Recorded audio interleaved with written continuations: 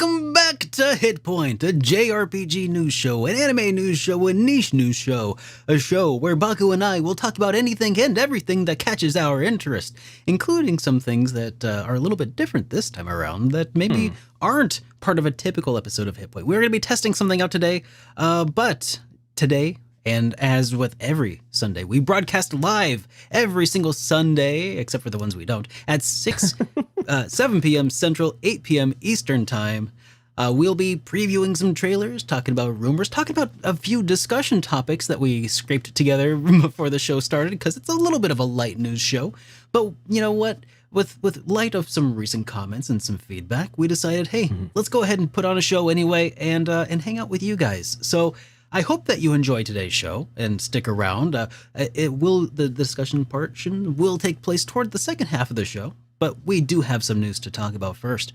But in the meantime, Baku, how you been, buddy?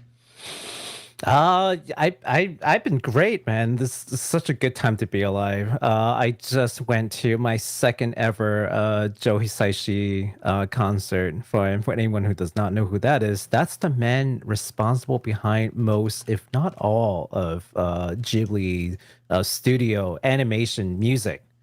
So the man himself was there to direct the orchestra, and it's the second time I've seen his show, and it was just phenomenal. The man is an entertainer, and his daughter was also there to sing along, so that was really cool. That's so cool. Did they have any like albums for sale or anything that you could pick up to support the artist? Or so unfortunately it was raining, and it was an outdoor venue. It was an outdoor venue. And there was like a thunderstorm coming. So, what I wanted to do was, maybe stop by the souvenir shop and see if I can pick up something. But then right in the middle of the last song, it really started pouring. Did you have like a poncho or anything?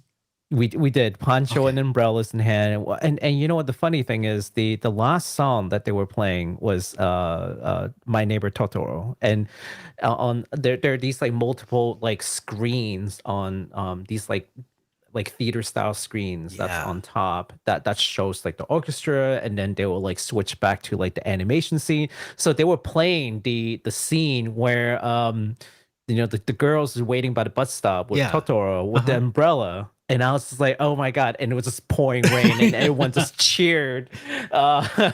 So we were joking about how this is not a storm. This is just 4D. Yeah. Some really immersive showmanship going on there. Well, a couple of pieces of music that they played were like when the wind rises, Castle in the Sky, Valley of the Wind. All these, and Pocoroso, which is like that. It's like a fighter pilot kind of deal, like dogfights. So lots of winds blowing through, of course. Again, and every time they played, there would just be like a gust of wind coming out of nowhere because it's the storm's coming, right? So I'm just like, it's 4D. All right. Man, that sounds actually really incredible. It's an experience, man. How are you feeling after that, though? Like, that sounds exhausting.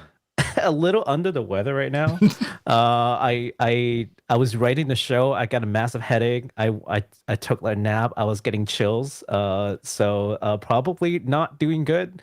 Pretty sure tomorrow the full-blown sick is gonna kick in tomorrow if it does. So that's a problem for your. I was gonna say that's a problem for your work to worry about when you call in tomorrow. But that's tomorrow Baku problem. Exactly. Today Baku is still doing okay. How was your weekend? Oh, my weekend's been pretty okay actually. I've finally finished my desk. I think I talked a little bit about how I was doing something. I don't know if I just told you, Baku, or everybody, but I saw your drawing. You showed me the drawing. My CAD drawing of planning everything out. And well, anyways, I've got a brand new desk set up, a whole new battle station. I posted pictures on my threads and my Twitter. No, Twitter. I don't know. Instagram. I did. I don't know. Twitter. I saw it on Twitter. It was also on Twitter. Okay. It's got to be Twitter. Yeah. I mean, I did it on a few different platforms, and man, it just looks pretty good, I think. It does. If I may say so myself. It does. I still hope that I can make content worthy of the space that I'm occupying right now. which is kind of an interesting thing to think about. Am I worthy of my own desk? Oh. But so I'm really excited to have that finally finished. Then I finished Trails of Cold Steel 3 the other day, which was really great. And I've started writing the review of that. Speaking of reviews, Trails of Cold Steel 2 video is about halfway done being edited. Oh, wow. So yeah, I got lots of Trails content on the way for Trails fans, and for everybody else, you know, I that's gotta suck. I think I should be putting out some other content between, and I probably intend to. I probably will, but yeah, it is going to be kind of Trails heavy because that's just what I've been immersing myself in lately. But hey, Yeah. I also have 10 years of videos that came out before this that you could watch if you're interested in you know, something other than Trails. But right now, man, You know, you could just edit together like a 24 hours like Derek channel with just your 20 all your I could. years of content. You know, Linus Tech Tips. I think is that who you're getting inspiration from? Yep. I've seen it. I've actually toyed around with the idea of doing something like that, like years ago, where I would just have a spare video computer that would just send out a live stream, and anytime somebody would just click the live tab on this channel, there would just be a random RPG review. Because I actually added up all of my videos, all of my reviews, between like the 105 videos that are out there, I do have like over 20 hours of content. Which is just the game collection reviews. Add in everything else, I have no idea. I kind of don't want to think about it. Yeah, man. It's just perpetual content machine right there. Yeah. Yeah. I don't know. I wonder what it would do to my channel. I'm going to wait and see how Linus does with his 24-hour streams. Because if it tanks his channel, I'm not doing it. I think PewDiePie started doing that first. Oh, did he? And then PewDiePie, I think he did it, and then everyone else was like, oh, that sounds like a good idea. Why don't I just do that? And then, man.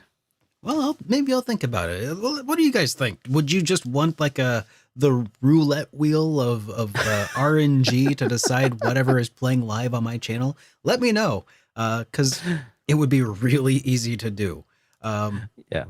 So, you know what? We have some other discussion topics to talk about today, but I did want to go ahead and start talking about one of the comments that we got last week.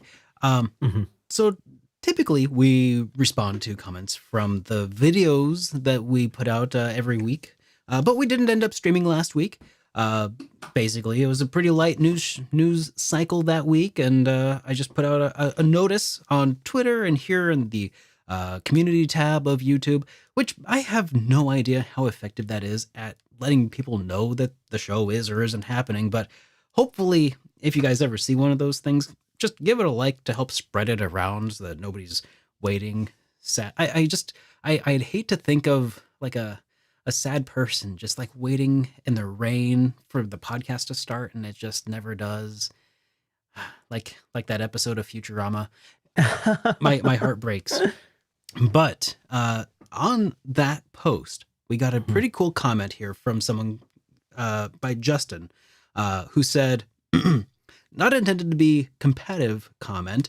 As a new fan, I'm a bit confused as to why the pod doesn't extend its gap to accommodate longer news cycles or doesn't convert more of the discussion around non-news related topics. I feel like I speak for the majority to say that the pod isn't good because the news feed provided it, but rather because of the more intimate stories about the RPG history and experiences, and even some of the random non-game related tales, IRL tales.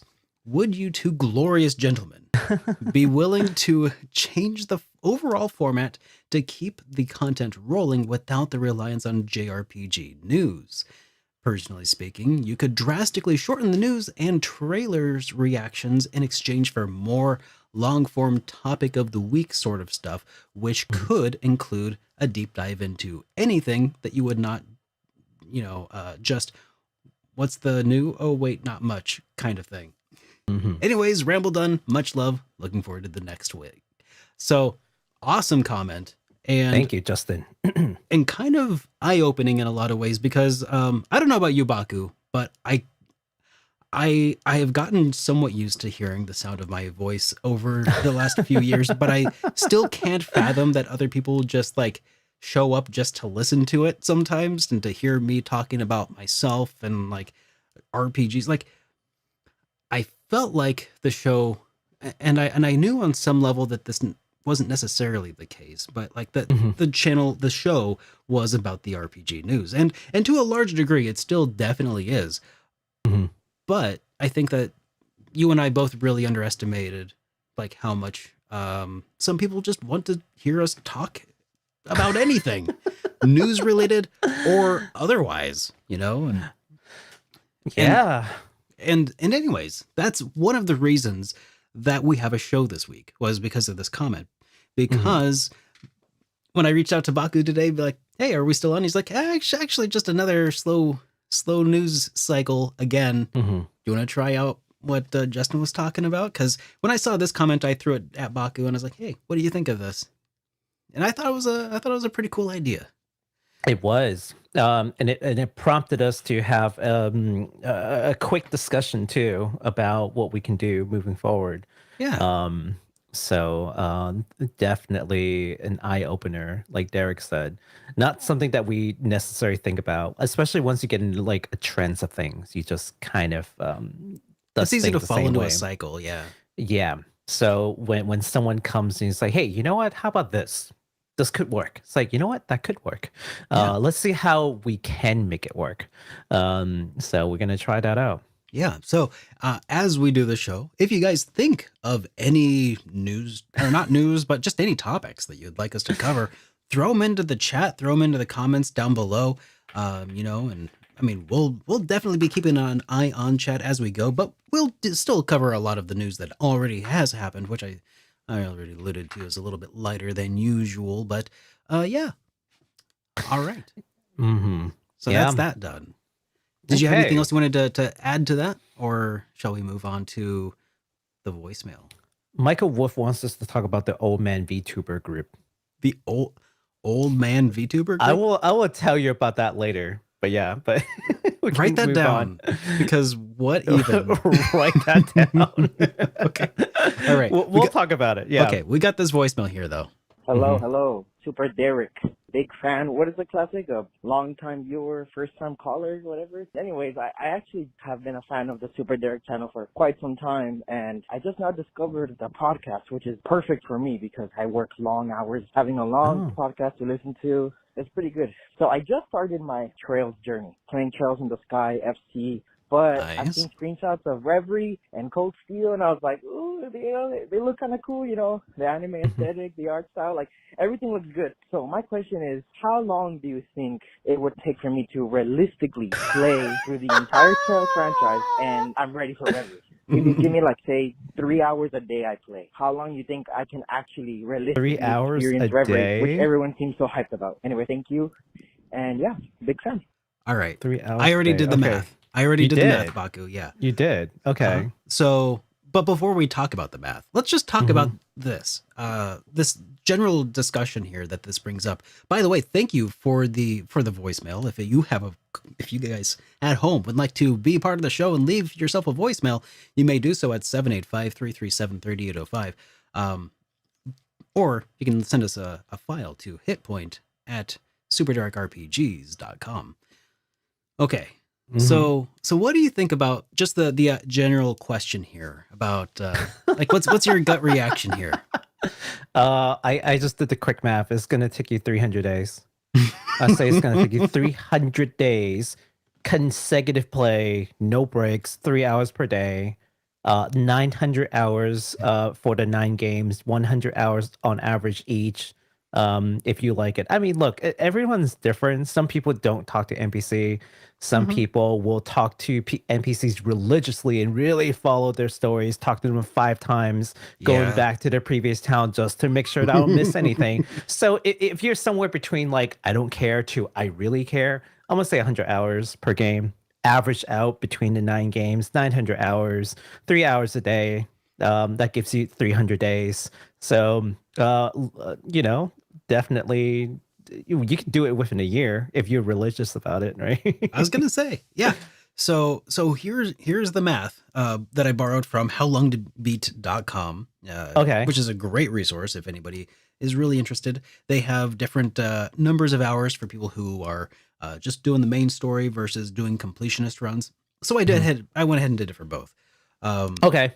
So all in, you're pretty much on the money as far as like 900 hours or so for all first chapter, third chapter. I'm sorry, first, second, and then the third Trails in the Sky games, Zero and Azure, and Cold Steel 1 through 4. That is about 858 hours. Oh, if you're a completionist. Wow, I was not far off. Yeah, you were really close. However, just like you said, it really depends on how much of a completionist you are, because that slices down dramatically to about 440 hours if you are just doing the main story and not really doing a whole lot of the extras. That said, when you really don't care. I was gonna say, I don't know too many people who, I mean, who would play the Trails games and not go for completionist runs. But you could totally do it. It's a viable thing to do. Yeah. But I feel like that's a bare kind of rare. bone run. So at 3 hours a day, just like you said, it would take a completionist 286 days. So it could be done in about a year. Or for just doing the main content, 150 days. Now, I gave him a weekend. If he's doing it, 3 hours a day, you can't do that 3 hours a day, 7 days a week. Stuff happens, life happens, right? So I give him a 5-day work week on this. So he could do it in 30 weeks if he takes 2 days off, 30 weeks if he's not a completionist. A completionist will take him 57 weeks. Oh, jeez. And breaking that down to about like 4-ish weeks per month, that would be about 14 months for a completionist. If you're, taking into consideration some days where you're, just not going to play, and some days when you do. Otherwise, 7 months if you're not a completionist. So it really amplifies how completionist heavy you are. But that would get you up to speed for Trails into Reverie, which is honestly surprisingly manageable. Like if you just, and here's the great part about this. He has that budgeted time. He said 3 hours per day. Yeah. That's the key. If you can set aside any amount of time per day and apply it to a goal, which is one of the topics that I covered in my how to defeat JRPGs and conquer your backlog. It was all about time management and setting aside some time, setting aside a budgeted time where you can like go through things. And once you have that set aside, you can make a lot of progress. It's just when you are, overwhelmed to the point of not even wanting to pick up the game, and that paralysis that can set in when you're just too overwhelmed by it, that you get stuck. If I can give just one advice, the caller, if you think that streaming is going to help you get through your backlog, don't do it. We all thought that was going to help us. Like, oh, if I stream this, I'm going to motivate myself to play these games. I'm going to get through it. Don't do it. It doesn't work. Did it not work for you? I think 9 out of 10 streamers will tell you that streaming makes their gameplay longer. It definitely does make the gameplay sessions less productive. Yeah, wait. It's like if your whole thing is, I want to get through this backlog, streaming is not going to help you. You stream to stream, but no, don't do it for the purpose of clearing your backlog. Anyways, don't do it. It definitely has not. So I started my YouTube channel years and years and years ago with a secondary objective of getting through my backlog, because nobody's going to watch me review the same game over and over and over. I think, though, that it really has kind of influenced the games that I choose to play as a result of that. But But I mean, some people But, speed run but has it speed you RPGs. up through getting through the No, backlog? probably not. But it has at least made sure that I have been making forward momentum, no matter like how slowed it may have been if I was going, without it. That's fair. It's kind of a balancing act of psychology and different factors, I think. It's rough, man. It's rough. There's so many games now that came out. It's like, oh, I really want to play this. Oh my gosh. They're coming out faster than ever. I know. So our friends over at Something Classic Quartet, like they just came with the demo, and I'm like, oh, I want to play the demo. I want to like give them feedback because like they're really cool. I haven't had time to do that. I know. Me too. I feel bad. Yeah. I have the demo, and I'm like, I need to play this. I'm sorry, Ty. I've at least played a demo, so there's that. Throw me under the bus. I showed up in person at the booth. Okay. No, the recent demo, no, I've not touched that one, so I'm with you. Oh, man. Yeah. Well, anyways, I hope that was at least informative and inspiring to some of you out there to try to set aside at least an hour a day that you can get into your games and start conquering your backlog, because with even 3 hours a day, you can get through the Trail series in less than a year. Yeah. You can. Yeah, it is feasible, as long as, you're not streaming it or something, or try to make a bunch of reviews of it. You know what I do like about Trails is that Trails has basically become the One Piece in JRPG. Oh my god, I know. Because the running joke for One Piece is it's just so freaking long. Like, and the first question anyone asked about One Piece anime is like, how long would it take for me to go from episode 1 to like current episode, right? And we don't ask that about basically any other anime, right? Like One Piece is like the anime that everyone asks, and Trails is like the same way. Yeah. No one comes to you and say, "Oh, how long would it take for me to beat every single Final Fantasy?" I mean, I'm sure someone have asked, but that's not a frequent question. Trails, that's a frequent question. It is. If I start today, how long would it take for me to get to the latest game? There is a secondary question though. Yes, and that is, I think, should somebody feel obliged to make their way through all of them before diving into other games that they find to be appealing? Because I think that, what I've said in my video talking about, where should you start the Trail series? It really just comes down to find a place that looks good and jump in. There are better points in the series to jump in than others. Trails of Cold Steel 1 is pretty good. Trails from Zero, pretty good. Trails in the Sky, pretty good. I probably wouldn't jump in at any other point. Including Reverie, would not jump in with Reverie. But if you wanted to, you could start at Cold Steel 1, play through Cold Steel 1, 2, 3, and 4, then Reverie. Well, I would probably do 1 and 2, then maybe Cold... You know what? It doesn't matter. Just jump in somewhere. I think you'll be hooked. The beginning of an arc. Sooner than later, you will find that you have accidentally played all of the games in the series 3 years later. I didn't play a single Trails game until about 2 or 3 years ago. You can find the review of Trails from Zero or Trails in the Sky FC that I did. I did not know what I was getting into, but it has been a pleasure once I really got in, though. It's been good. Yeah, I'd say jump in at the beginning of an arc is better than like getting hit by choice paralysis and then mulling over it and then never starting. Oh yeah, would be the worst case scenario, right? Yeah, absolutely. And here's something that I think a lot of people don't know is that a lot of these games, most of them in fact, come with a recap that will catch you up to speed with the previous arcs, with like the need to know stuff. So keep that in mind. Yeah, I'd say I jumped in at Sky 3rd because I like Kevin as a protagonist as no one ever. Like, right?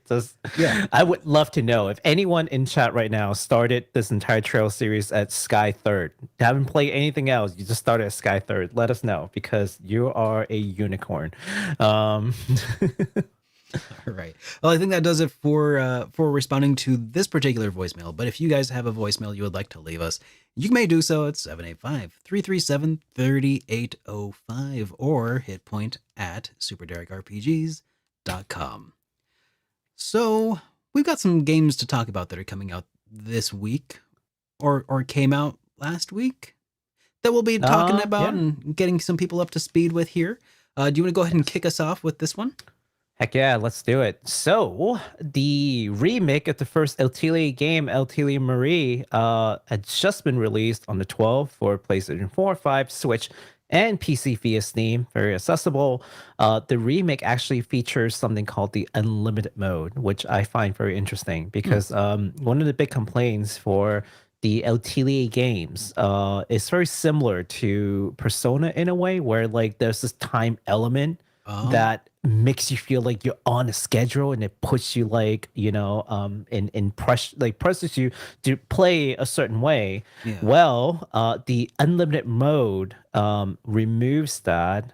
So if you so choose to play that without the pressure of having Marie graduate in 5 years, you could just play that, and you can just enjoy the game as you like. Yeah. Now, of course, if you want to play like the original game and you have to graduate in 5 years, you just want to really get that Atelier experience, you can also do that too. So pretty cool stuff. There are also new social events. Not seen the original game. I've seen people stream the game. It actually looks surprisingly good. So I'm actually pretty happy about it. Yeah. So we do have a trailer. So let's take a look at that. All right. That unlimited mode sounds really cool because like there are games like Trails of Cold Steel, by the way, that would be awesome to have that. Here, let's check out the trailer.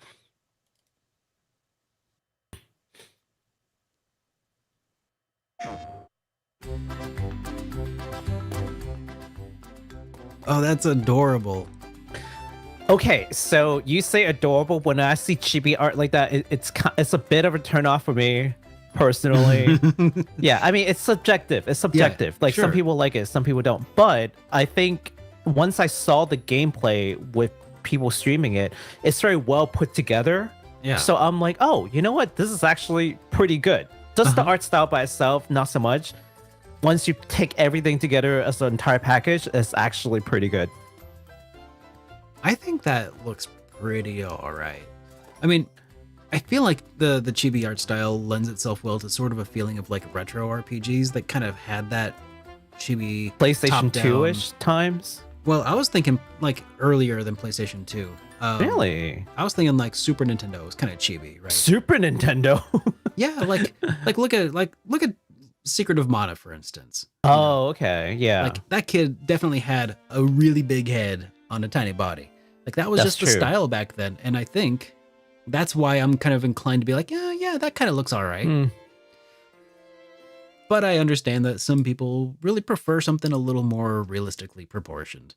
Yeah. Well, I know some people prefer the things proportion. other kinds of unrealistic proportions too. Okay, not like that. Speaking of Trails of Cold Steel. Speaking of Trails of Cold Steel. Yeah, no, I no, but I really like the way it looks, so I'm so glad that they're doing it. And in fact, they were saying that if this does well, there's a good chance that they will bring the other, the like PlayStation 1, PlayStation 2 era Atelier games and be remade in a similar fashion. So hey, Atelier fans rejoice. The older games are coming and with newer formats so that you can reappreciate. Or you know what? Maybe newer fans coming in, they can now try the older titles without, you know, having original hardware, say, right? So that's pretty cool. Yeah. That's really awesome. Especially because a lot of older games are just crazy hard to either get a hold of or just really hard to afford. Oh. Okay, so I was at a bookstore the other day by random chance, and they happen to sell old games. Oh, is it half price and books? whatnot. No, it's not. It's just like a ma and pa shop in the neighborhood, right? So, and I've never stepped foot in there. They sell like, you know, like Pokemon cards or, you know, Magic cards, whatever. It's one of those like comic book stores slash games slash whatever.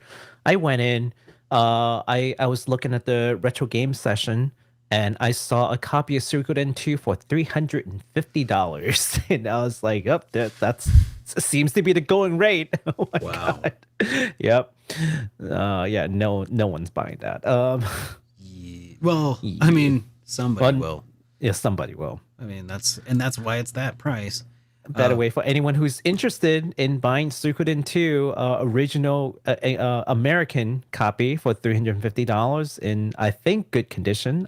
Reach out because I can tell you where to get that. All right. Yeah.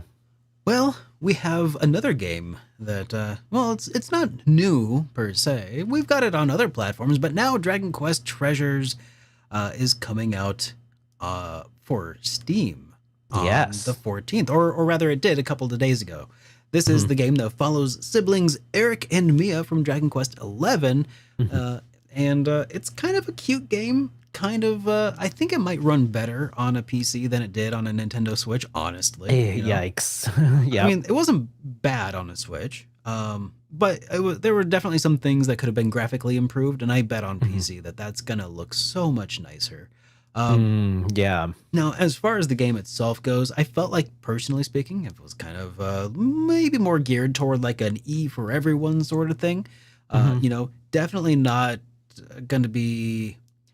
taking up the mantle of like a really awesome Dragon Quest game, right? I guess Dragon Quest games are generally pretty tame too, but there's no Puff Puff in Dragon Quest Treasures. I'll tell you that much.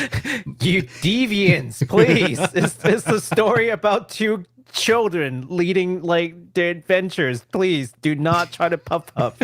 What is wrong with you all? But anyway, you can get some early purchase bonuses on Steam if you get the game before the 28th of the month, so it may be worth checking out. And if you've never heard of this game before, we do have a trailer that we can watch together here right now. Yep. I think it's great as a spin-off though. I do respect it. Yeah. Yeah. Yeah, it's not bad. It is an interesting spin-off. That is an action-ish. I wouldn't even call it an action RPG. It's like an adventure game. Like the combat really is not. Oh man, that does look so much nicer. Right? That's why I had to talk about this. I was like, whoa. Wow. It looks a lot better. Can you imagine playing this with a 4090? Ooh. Ray tracing. What? This game doesn't have ray tracing. It does now. It was, I will say, I remember that it was kind of jarring to like watch an in-game cutscene and then be like back on the world map and be like, yeah, that's not a cutscene. That's a cutscene. Not a cutscene. That's a cutscene. Still no puff puff though. No AK puff puff for you. Sorry, guys. Sorry, guys. But it's kind of neat, and it doesn't have like, there's like an in-game gacha, but it's not one that you pay for with actual money. There's like some randomized loot and stuff that that it's kind of neat, I guess, if you're into that sort of thing. It's all about getting these treasures that they're showing on screen right now, and like building up your hoard, getting money, and exploring this crazy floating island in the sky. Yes. Or series of islands. It's not too bad. And you can name your cohort whatever you want.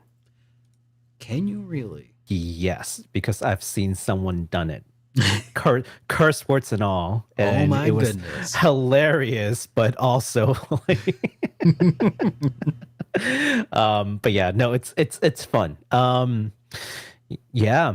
I like it as a spin-off. I think Square Enix needs to do more of these that doesn't involve a mobile game.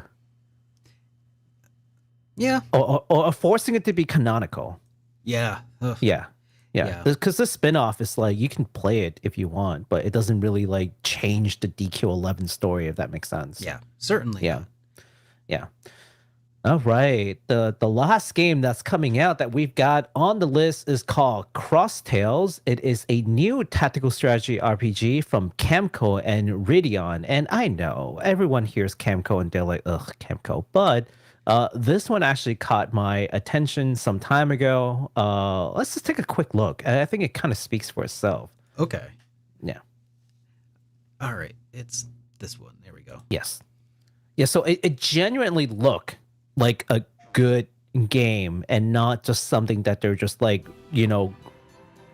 vomiting out or shotgunning into the ether and seeing what sticks. Mhm. Like the character design looks good, the story looks good. I played Oh, the yeah. demo and it was pretty good. We watched the trailer for this a while back, I think. We did. Yeah, and it's partially English voice acted too, so there's also that. So yeah, the battle is actually pretty interesting. It's not exactly like FF Tactics or Tactics Ogre clone. It has its own unique, take on how the flow of battle should be. I don't know how to explain it. Like anyone who's ever played a tactical RPG may understand what I'm saying about like the flow of battle, like how the turns go, how you should strategize.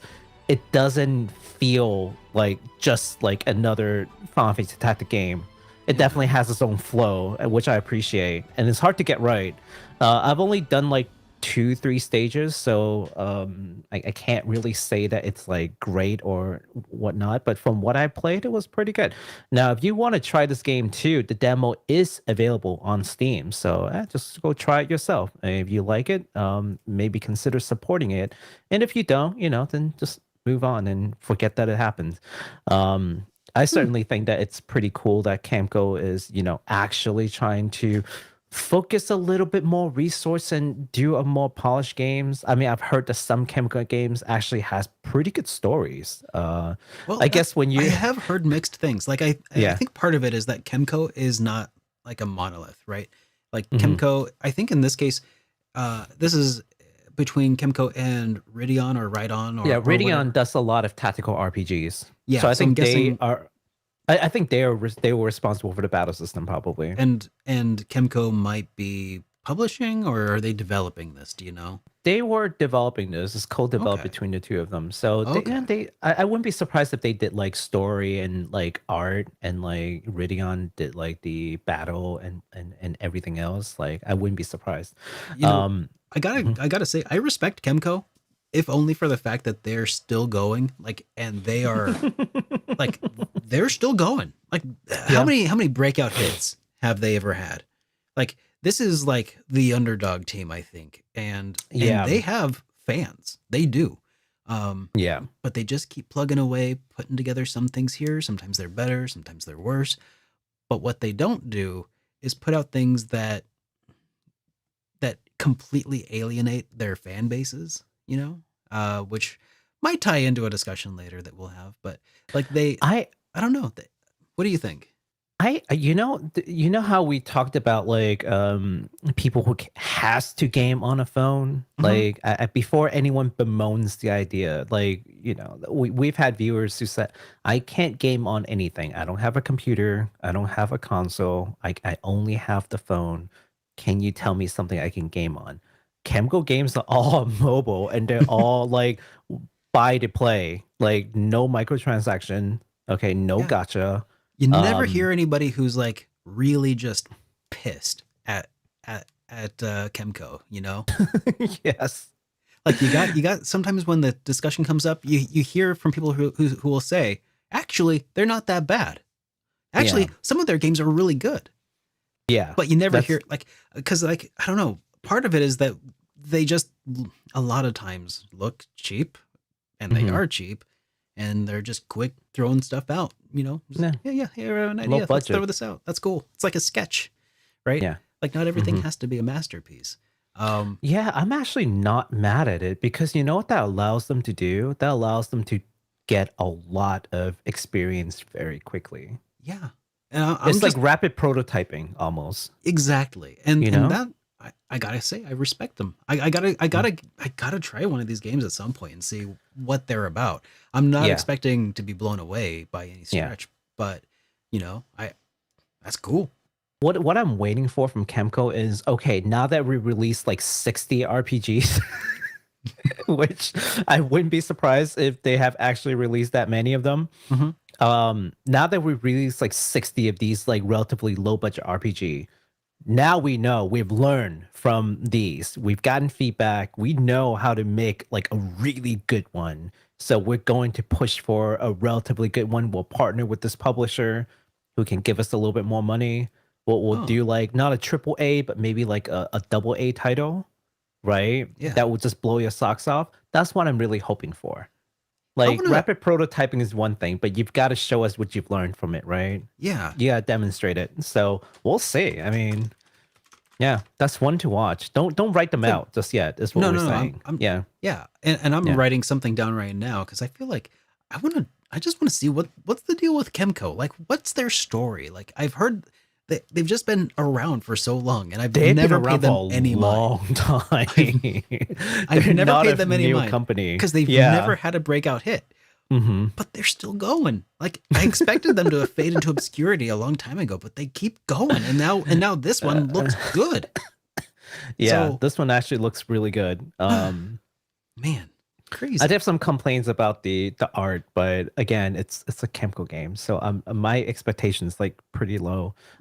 So they've already exceeded whatever low expectation I had. So I'll give it to them. All right. Well, we got a new set of games that have been announced that we can talk about this week. Starting with a remaster here of Yggdra Union or Yggdra Union. So yeah, guys, if you're a fan of Department Heaven games, the remastered version of Yggdra Union is now leaving early access and got a release date for the Nintendo Switch of July 27th of this month. Yeah. So just 11 days from now. This, along with news of Reverie getting a remaster in Japan, could mean more Department Heaven games are coming to the West. I know. I'm so excited for that. Yeah, so they have talked about Riviera recently. It is Japan only, so I just want everyone to be aware that that's the case right now. But, you know, if this does well, there's a good chance that they'll, you know, some other games that they are pretty much ready to port over would be like Gloria Union, Blaze Union. They're already available like in Japan as a remaster version. So, you know, I'm kind of expecting those to be next, right? Yeah. They just need to localize it, right? Riviera is in the works to be remastered, right? So that's going to come later, right? Unless they can somehow speed up the, you know, localization process. But I would suspect that things like Gloria Union, I think it's Gloria Union and Blaze Union would be coming sooner rather than later. That's pretty exciting. All right. Well, we don't have a trailer for that or anything at the moment, so nope, no trailer, which is very strange. Just like, God, if someone can just reach out to Sting and be like, you know what you're missing, just put a trailer on YouTube. Put a trailer on YouTube and in your website. Well, you know, it would do so much good. Sometimes companies do this in order to capitalize on the news cycle. So it's like, oh, well, we'll talk about this because we don't have a trailer. And then next week they'll be like, oh, by the way, here's a trailer. And we talk about it again. Nope. They're not getting screen time with us. Nope. So do you have one or you don't?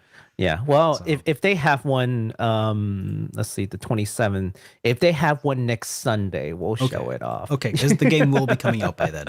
Yeah, okay, no, that's fair. Sting is totally using this strategy because of how we do news. Just us here. They've been watching. It's just the two of us. Yes. All right. So Access Games it's just announced the international release date for the upcoming first-person dungeon crawler with the comically long title MON-YU. Defeat monsters and gain strong weapons and armor. You may be defeated, but don't give up. Become stronger. I believe there will be a day when the heroes defeat the Demon King or the Devil King. Oh, that is the full title, by the way. That is now the I believe that is now the single game with the longest working title, official title. Let's take a look at the trailer. You know what? Someday I'm going to release a game on Steam. It's going to be a terrible game, but the title of the game, it will have longer title than this, will be the transcript of this podcast episode. Oh my God. Let's do it. All right, let's check it out. Yes.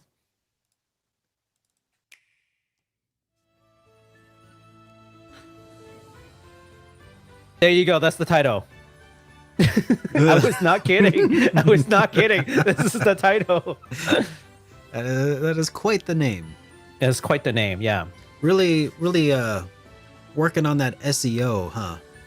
Exactly. Just type in any word into Steam and this game will come up. It will come up, yeah.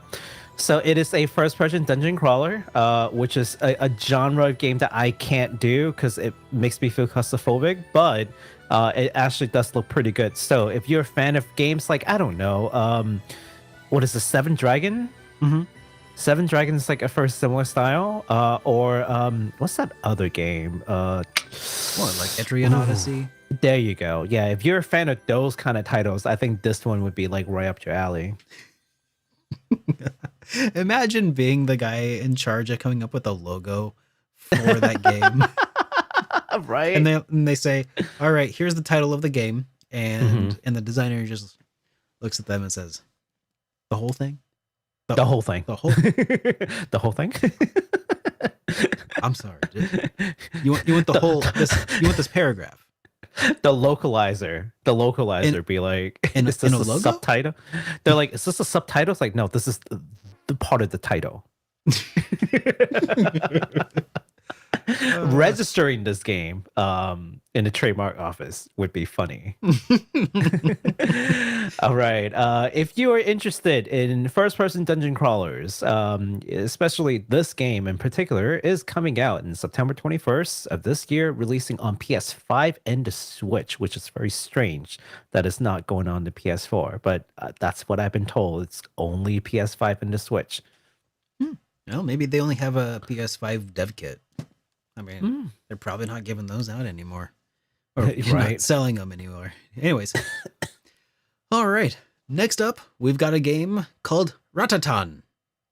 Which, when I first read that title, I was like, Ratatan. That kind of sounds like Patapon or something. Like it kind of has that same rhythm. And then the next line says, the creator behind Patapon, Hiroyuki Kotani, revealed at Bit Summit that he is working with Tokyo Virtual Theory, PH Studio, and Ratata Arts to bring us a Patapon's spiritual successor called Ratatan. Yeah, exciting news. The game's producer, Kazuto Sakajiri, told VGC in an interview that this new title will feature over 100 cute characters. Didn't even say how many ugly characters. Over 100 cute characters fighting it out on screen. 4-player simultaneous battles and more adventure and roguelike elements than Patapon had. So, if you're a fan of Patapon, then you need to keep an eye out for this. And we have a trailer for just a Ratatan. teaser. It's just a teaser. Oh, it's no not gameplay. Oh, okay. Just a teaser. Just to get your appetite going. I mean, if you just told me that this is just the sequel to Patapon, I would just buy it. That you know what I'm saying? Oh, it's still going. Oh, yes. My bad. Oh, crap. Can you push play? I got it. Ah, there we go. That's it. It's cute. It's so cute. I love it. That is truly adorable. Yeah. Oh my god. I remember playing Patapon like religiously on PSP. That was one of the games that I'll just take it on the go, and it's so much fun to play. So I'm super excited that Patapon is coming back. I've never played Patapon, so could you give me like a breakdown? What kind of game is this? Is it a niche game? Is it a JRPG? It's definitely a niche game. Yeah. I don't know if I want to call it a JRPG, but you do build like an army kind of, right? And when you go into battle, it's these like 2D little like sprites, kind of like the things that you saw just now. I mean, it's different in Patapon, but imagine something similar. And then and then there would be these like oncoming enemies that would come against you on the opposite side and you have to fight them, but you have to like press certain buttons on rhythm in order to get them to attack, right? Yeah. So it's kind of a rhythm battle game. It's hard to explain. Interesting. Yeah, no, you've got to play it to see it. Yeah, it is a rhythm game, but it's not like just a rhythm game. I have a copy. I've just never touched it. Yeah, I've seen it all over the place in like thrift stores. Like it was a really popular game if I'm seeing it so often. So so the fact that it's getting a sequel, that's got to have a lot of people pretty dang excited. Yeah. It's like half and half, I'd say. It's a half rhythm game and then like half like, kind of like an army building kind of game. So it's fun. You have to strategize on like what units that you would use and stuff, right? So you can't it's not like a pure rhythm game, like, oh, you get a rhythm game, then you don't have to do anything else. Like, no, it's a little bit of both. Oh, cool. Yeah. So as far as this game goes, we don't have a release date. We don't know what platforms. We don't really know anything else. The company will launch a Kickstarter campaign, though, for Ratatan on the 31st of the month. So yes, keep your eyes open for that. Well, maybe we'll talk about it later, too, as we make progress. Towards the end of the month, yep. All right. Next up, we've got Izanagi Games and Acquire just announced that they'll be releasing a new 2D, side-scrolling, soul-shifting, sandbox action-adventure game. It's a mouthful. That's a lot of descriptors. Thankfully, the title is relatively short. Looking at you, MON-YU. The title is Amedama. The game will follow siblings Yushin and Yui. One evening, a group of men bursts in and murder Yushin right before Yui's eyes. With only his soul remaining, Yushin sets off on a quest to find his sister before his soul completely fades in 7 days. And if you're wondering how he will be able to do that, that's where that soul shifting part comes from. He will be shifting into different bodies and possessing people to try to figure out this mystery. Who killed him? Where did his sister go? Everything in 7 days. So it sounds like a kind of a downer. It's a downer. Okay. But I think the art will make you feel a little better, maybe, potentially. Right, well, let's take a look and see if the art will brighten my spirits a little bit, so to speak. Because it's beautiful art. Beautiful pixel arts.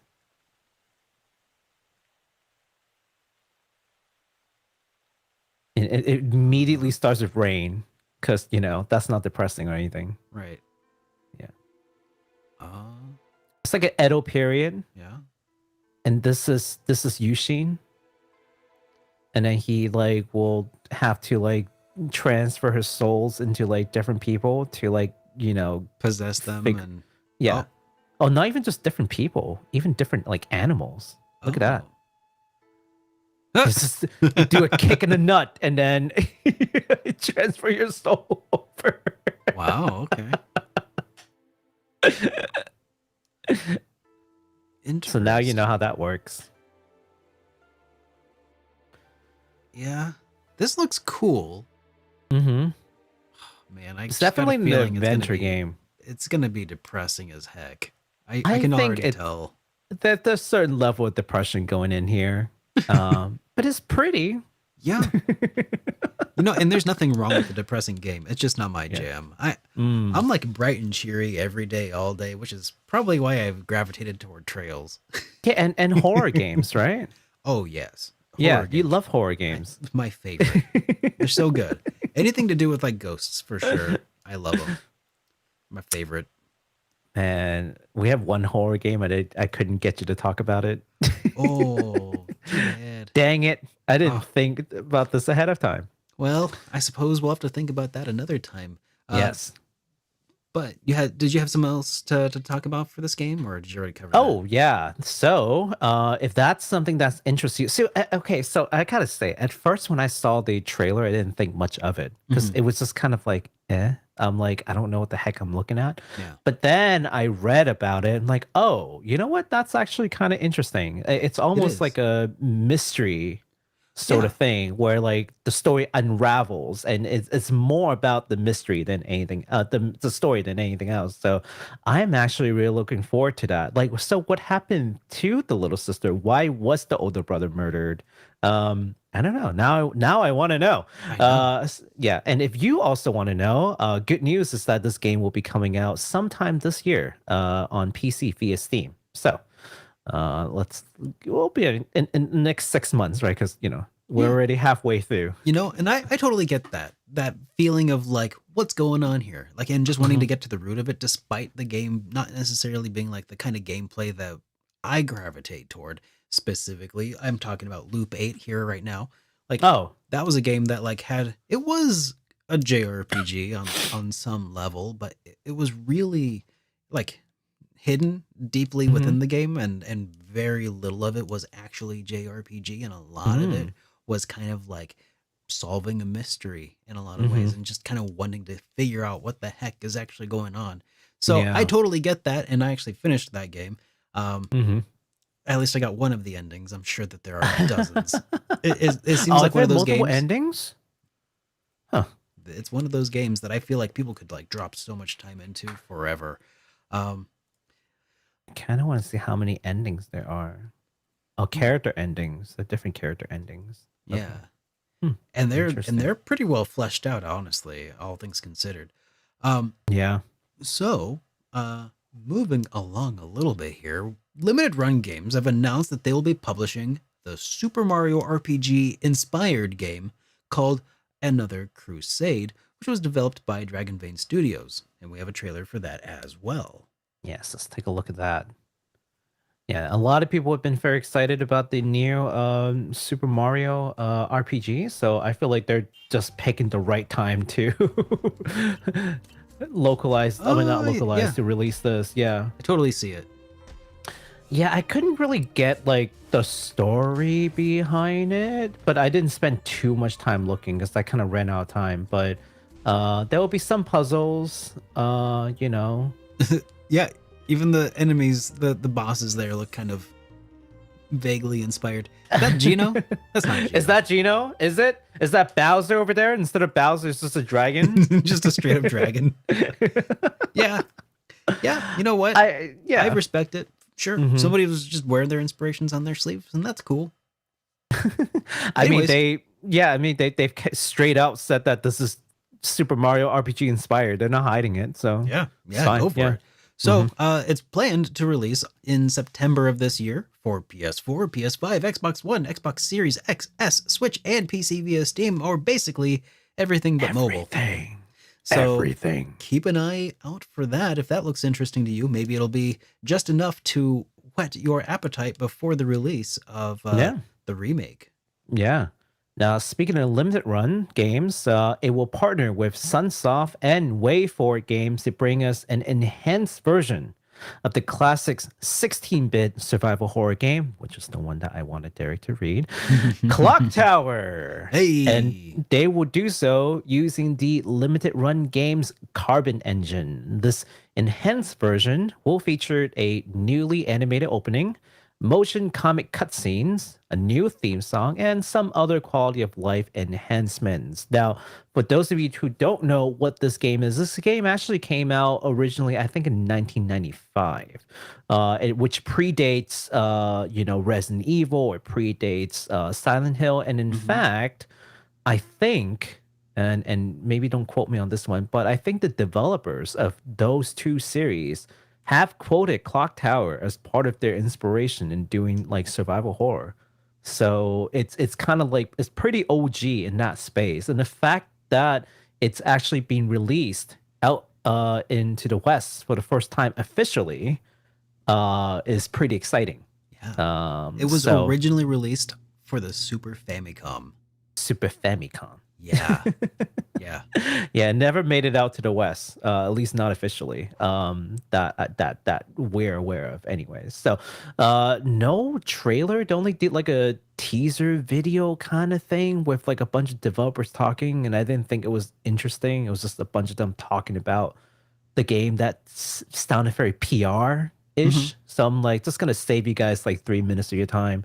Okay. And whenever there is an actual good like gameplay trailer that we can look at, we'll take a look at it. The game is slated for an early 2024 release on PS4, 5, Xbox One, Series XS, Switch, and the PC, which again is basically everything. So there's no reason not to play it if you are a survival horror junkie like Derek. Just like me. Just like Derek. Yeah, absolutely loves survival horror games. Well, Dongan Entertainment is bringing us yet another classic RPG inspired game here. It's time. This time it's kind of a Shin Megami Tensei inspired RPG called Pry Into the Void. Steam description says, play as Yosef, a young man who has been thrust into the depths of the void to defeat the vile being that has been draining the world of its life.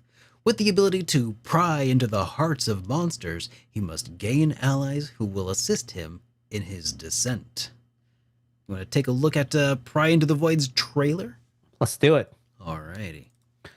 It looks really interesting for anyone who is and it contains into flashing SMT. images and stuff, so maybe don't Yeah. watch if you have epilepsy or sensitivities to that sort of thing. Yeah, look at that. It's kind of classic SMT vibe. Yeah. Kristen Valley needs to play this.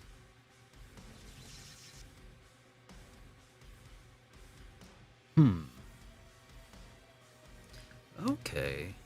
Yeah, that looks kind of interesting. Yeah. I don't think Pixel you'll art play doesn't this look one bad at because it's all. too dark. You want the bright and cheery? I don't think this is going to be I do bright like and that cheery. bright and sir. cheery, but you Yeah. know. But that's bright and cheery. It's a frog. It's a super frog. It's a super frog. Was that a Pikachu? It might have been. No, it's a Pikachu. Oh, it's a legally distinct from Pikachu for sure. Yes, different color and everything. Yes. That's pretty cool. Yeah. I think people who are like into SMT are gonna Like want old to school SMT. Like old school SMT. Yeah. probably not fans of SMT5 specifically, but Yeah, and not Persona. yeah. That's Yeah, this is not this is the old school SMT feel to it. well. But no dungeon crawling. So, you know.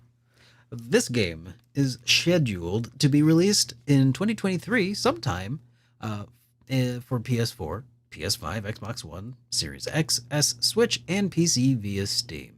So, Yes. again, pretty much everything except for Everything. handhelds and mobile and stuff.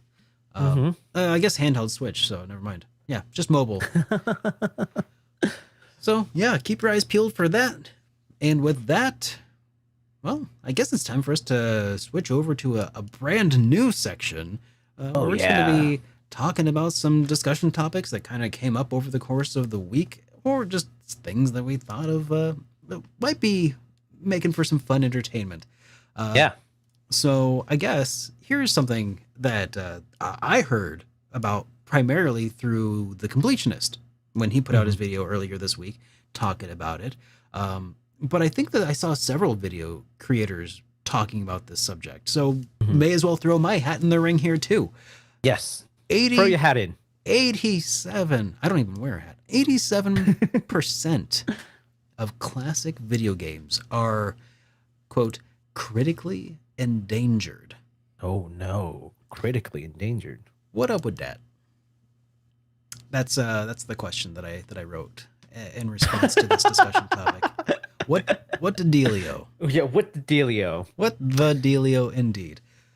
So, what do you think of this? I mean, I guess that what we know is that, Kelsey Lewin was involved with this. I think a lot of you might know that name. She was on a lot of episodes with like Metal Jesus a long time ago. Owned Pink Gorilla Games out in Seattle. Super cool Japanese style used retro video games store. And she's part of this other group now that is dedicated to the preservation of video games. And we've known for a long time. I guess this is kind of the spiel. Like you and I, we know we've been in the space for a long time. We know that pretty much, pretty much. I was gonna say pretty much 90% of all games ever released, but now we know the number 87% of video games that have ever been released, classic video games that are for previous consoles or before, are just not available in any commercial form today. Yeah. And the people who make these games, generally, or a lot of people who are in these sectors, essentially, are lobbying for the against our abilities to continue to preserve the games digitally. Yeah, it's a very strange phenomenon.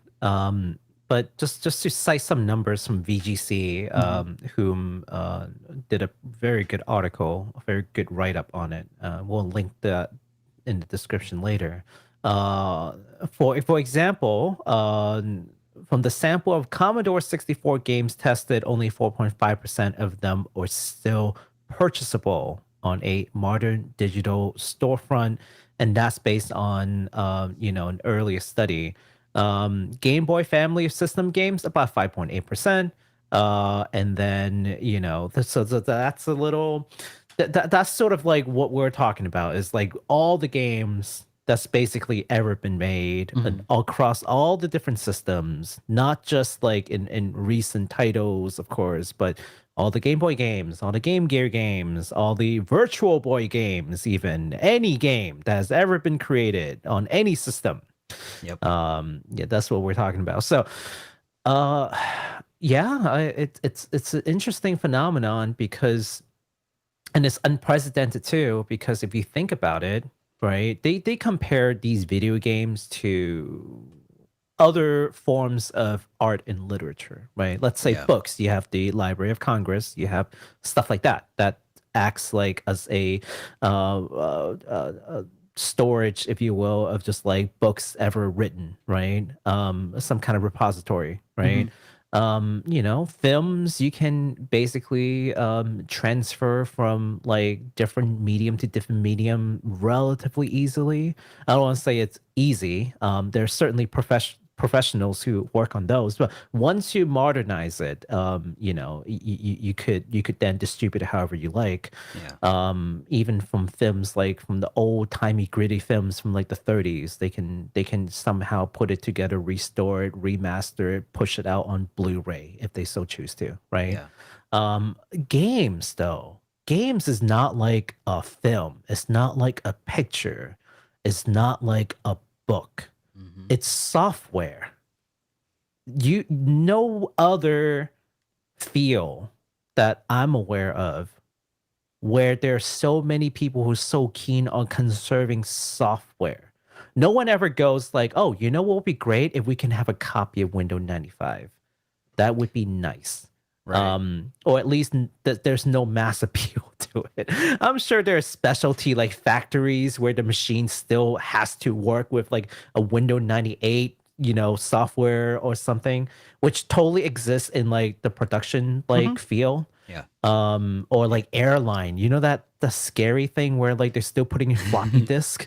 Like they're still using floppy disk in the planes that we ride. I think that the IRS still has a lot of their documents in like punch card form. Yeah. Jeez. Like, it's which is crazy. Insane. Yeah. But we don't really talk about like, wanting, I don't know, Netscape.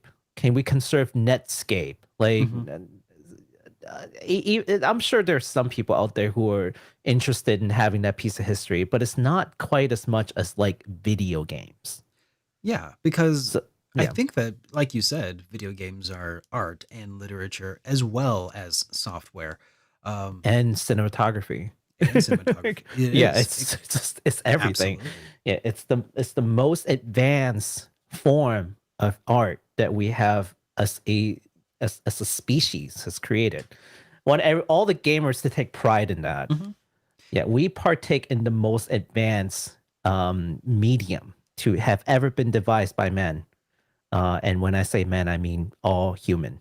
Not Yeah. So that's insane. But preserving that is also equally challenging now because we never thought when they create all these things, they didn't think that people would care to preserve these. Yeah. Recall that like video game was a dying like field until like Nintendo somehow like revived it in the 80s. Like it was dying, right? Like people honestly didn't think that video games would have a future at one point. That was pretty wild. Yeah. So never mind preservation. They were just trying to like stay afloat. Yeah. You know? And fast forward, like, you know, from the 80s to now, all of a sudden it's like a multi-$100 billion industry. And now we're coming back and say, oh, you know, those games back in the 80s, what are we doing with those? Yeah. You So know? I think what a lot of people are probably shouting at their screens right now is emulation. Just emulate the games. And you know, that's obviously that's part of this is like we want to essentially be able to emulate these games. But a lot of sites that host those things, those games, those ROMs and emulators, well, not the emulators, but the ROMs themselves, that are the intellectual property of other companies, are suing them into oblivion. You know, they are getting in the way of emulation efforts and preservation in that way. And in the past, what they've done is that when taken to court over this sort of thing, when people have said this needs to be preserved, we need to be able to, you know, access these games, you know, from a historical perspective, from the perspective of like a library lending games to or lending books or other videos. We need to be able to preserve that in the same way. And what a lot of these companies have done in the past is they've lobbied and they've said, oh, but the remonetization of what we do ensures that all of these games will always be available in perpetuity, you know, and we'll continue to reap in the money, the you know, the fruits of our labors. But what this study that they've conducted has proven is that they're falling flat on those promises. You know, 10%, 13% is it's a lot, but it is not enough to say, you know, that emulation and preservation through the use of ROMs and emulators is something that should be shut down. Like they really need to knock that off, basically. Like we've always, like you and I, we've always known that this was the case. We've always known that like you can't just go play Terranigma on your Nintendo Switch. Like you couldn't do it on a Wii, you couldn't do it on anything ever since the original SNES. This is one of those games that will eventually be lost to time. Eventually, all of the cartridges will die due to bit rot, which is a real concern, along with all of the discs. They will disappear unless they are preserved digitally in some form.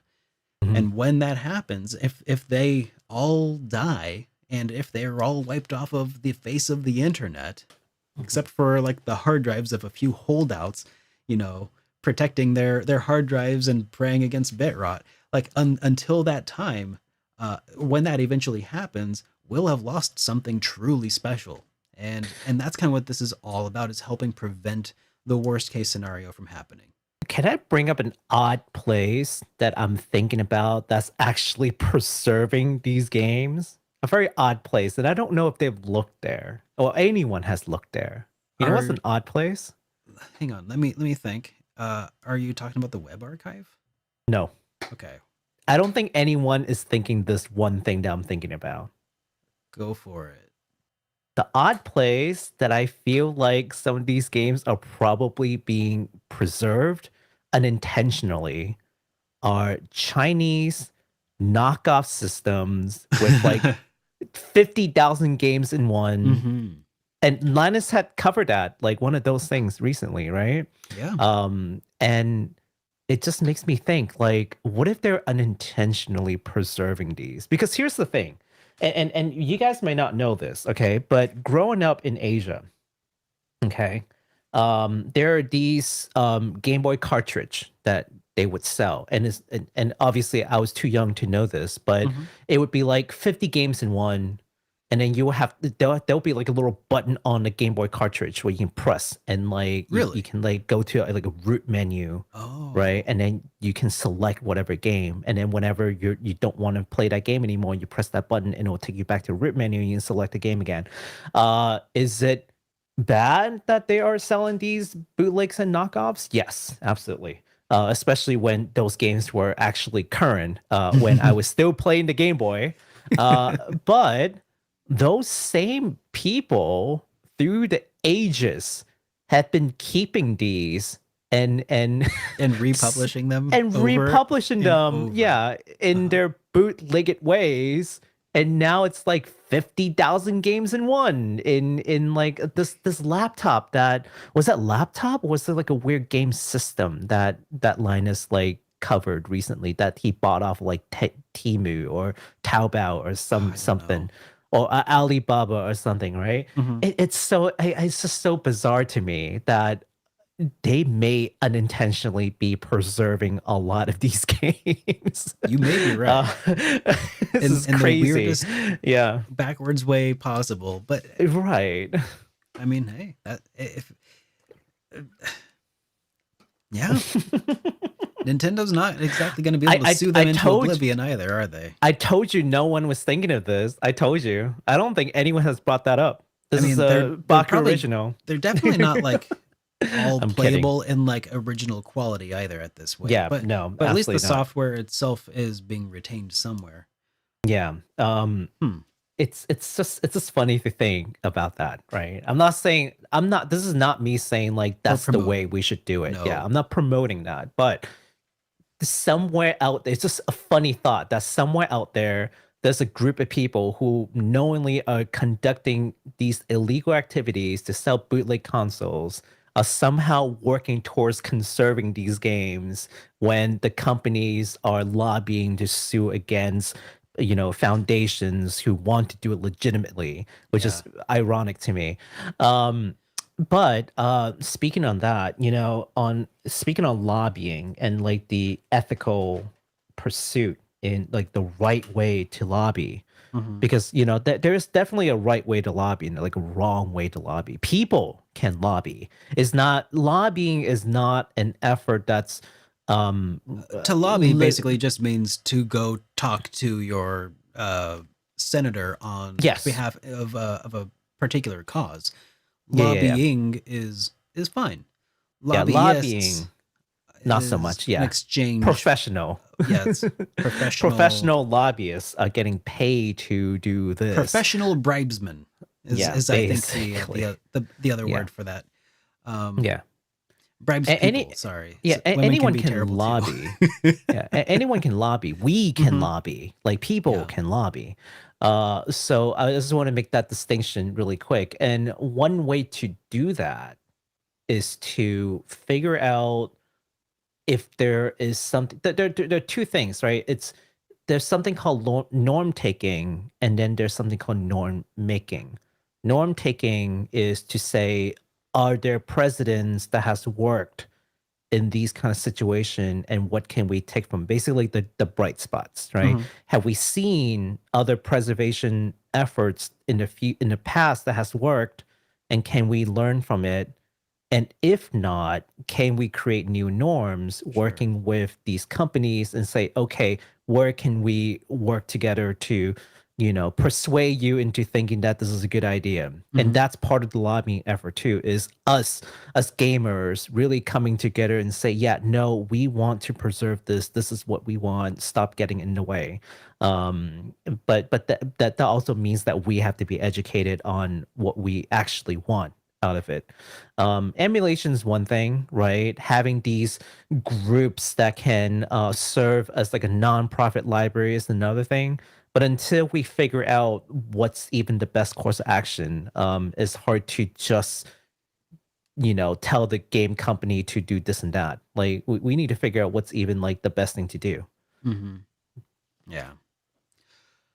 Yeah. So, Bottom line, it's complicated, but hopefully change can be effected. And I guess that the first step to making a change is to know that there is a problem. And thanks to the new study, there is Yeah. unequivocal proof that there is a systemic problem that needs to be addressed. So, Yeah. I mean, yeah. part of this show is so that we can all come together and say, hey, actually, there's a problem. You guys should know about it. Yeah. All right. I did see the super chat come in, and I'll go ahead and Mhm. respond to it now because I think during these discussions, it's good to have kind of like an open discussion here. Oh, okay. Floppy Dogs Yes. does mention, can hardware emulation such as FPGA work with software emulation such as ROMs to deliver the same experiences as physical OG systems and games? And the answer to that is sometimes, but not always. Like a lot of FPGA based hardware based emulation like that with FPGAs. Some of them are really solid. Yeah. The NES, the SNES, Genesis, basically everything before the PlayStation has cores that are available thanks to, in no small part, the work of Kevtris and several other developers. But I think Kevtris is kind of like the big one who like did a lot of the initial legwork for a lot of these systems. They can run flawlessly. But even assuming that eventually the other systems are able to be brought up to that kind of level, there are certain systems that will not necessarily work for. The kinds that offer, unique or different kinds of input systems. Like you can get a basic idea of what a Super Nintendo feels like by plugging in any modern controller, right? But what about the Wii U, which has a gamepad and a screen built into it, or a Nintendo Wii, which has the nunchuck controller and a secondary control, the Wiimote, or a 3DS or DS, which has the stylus inputs. Unless you have some very specialized hardware, a lot of that kind of thing cannot be emulated through FPGA systems alone. FPGAs are great when they work, and a lot of times they work really well. I'm actually looking into getting a Mister myself, which is an FPGA based system that basically can play so many retro game systems flawlessly, as good as real hardware. It is essentially emulating the hardware. A lot of times just emulation basically just pulls a lot of they call it high level emulation. It basically says just try to get the ends to be close to what you would get out of a system. Don't necessarily worry about getting exact functionality from point A all the way to point Z. They say just make the output work mostly right. And that's why a lot of times there will be some differences that happen when you emulate a game versus playing it on original hardware.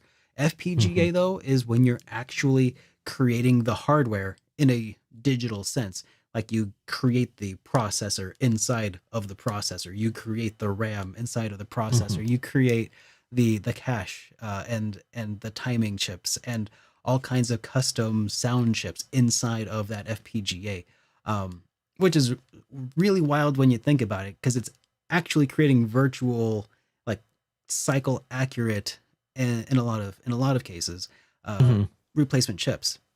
Right. Which is just insane to think about that people could do that. So FPGA can be fantastic, but like I said, it's kind of got this bit of a cutoff at PlayStation 1 and forward, where, and I feel like that's going to be where it's going to be the trickiest in the long run to maintain and play a lot of these games. Like PlayStation 3, for instance, you're not going to ever have an FPGA that can make a PS3 like, I mean, maybe in 30, 40 years. I can't imagine the efforts that would have to go into that. And that's part of preservation, and as well as creating the emulators that can do this sort of thing too. I actually do have a question about all this, and I want to post that question to the chat as well. And that is this. We talk about preservation, but I don't think we have like a definition of what preservation even looks like. That is like true. What? So, okay, for example, books, that's simple enough. Like you have the text, right? And that's good enough, right? For movies, it could be different. For video games, though, to what extent would you consider, like, if you can have it your way, game companies do not get in the way, they're not lobbying. You can do whatever you want. You have a magical wand. What to what extent do you have to store these games for it to be successfully archived? In the Right? context So, of something like the Wii U, in the that becomes context of in the context of preservation, Sure. if you want to say preservation as like a word, but to what status, right? So for example, I'll give some examples. For example, you can say that, hey, as long as I have the base code and the assets and documentation, then that's all I need to say that I've successfully archived a game. And we'll just have to do that for everyone. We'll have like a title and number, like we'll number them kind of like how we do for the Library of Congress, right? Like, and for anyone who lives outside the States, that's what we do with like printed anything. There's a number associated to every print work, and you can use that number to find exactly that thing and get the content from it. Is that good enough? Which means that I have the source code, I have the assets, in digital form, I have documentations, but I can't necessarily play it at will, right? Because you just have the source code. But it could be replicated if the IP holders so choose to. And it is conserved in the sense that it won't be lost because the third party is holding on to it and responsible for conserving it, right? Yeah. Is that good enough? Or are we saying preservation only makes sense if I can access it at any time with or without the IP holder's consent? Kind of like a printed work. Like I can just find it. I don't care who is publishing it, right? I think that, personally speaking, if I were negotiating this, I would concede that if you have the code and if you've maintained the code and have policies and procedures in place that make sure that it is backed up and that there are copies that are going to last forever, as long as it is maintained in some way, that qualifies. But if you are at any point unable to maintain that, that should then be relinquished essentially to public sector, things such as libraries that would then be able to lend them out. That would be, I think, where I would place the onus in this case. I would take that as like a minimal. Like personally, I would take that as a minimal. I mean, if it beats certain things just falling into obscurity for the rest of all of humanity, right? Yeah, absolutely. Yeah.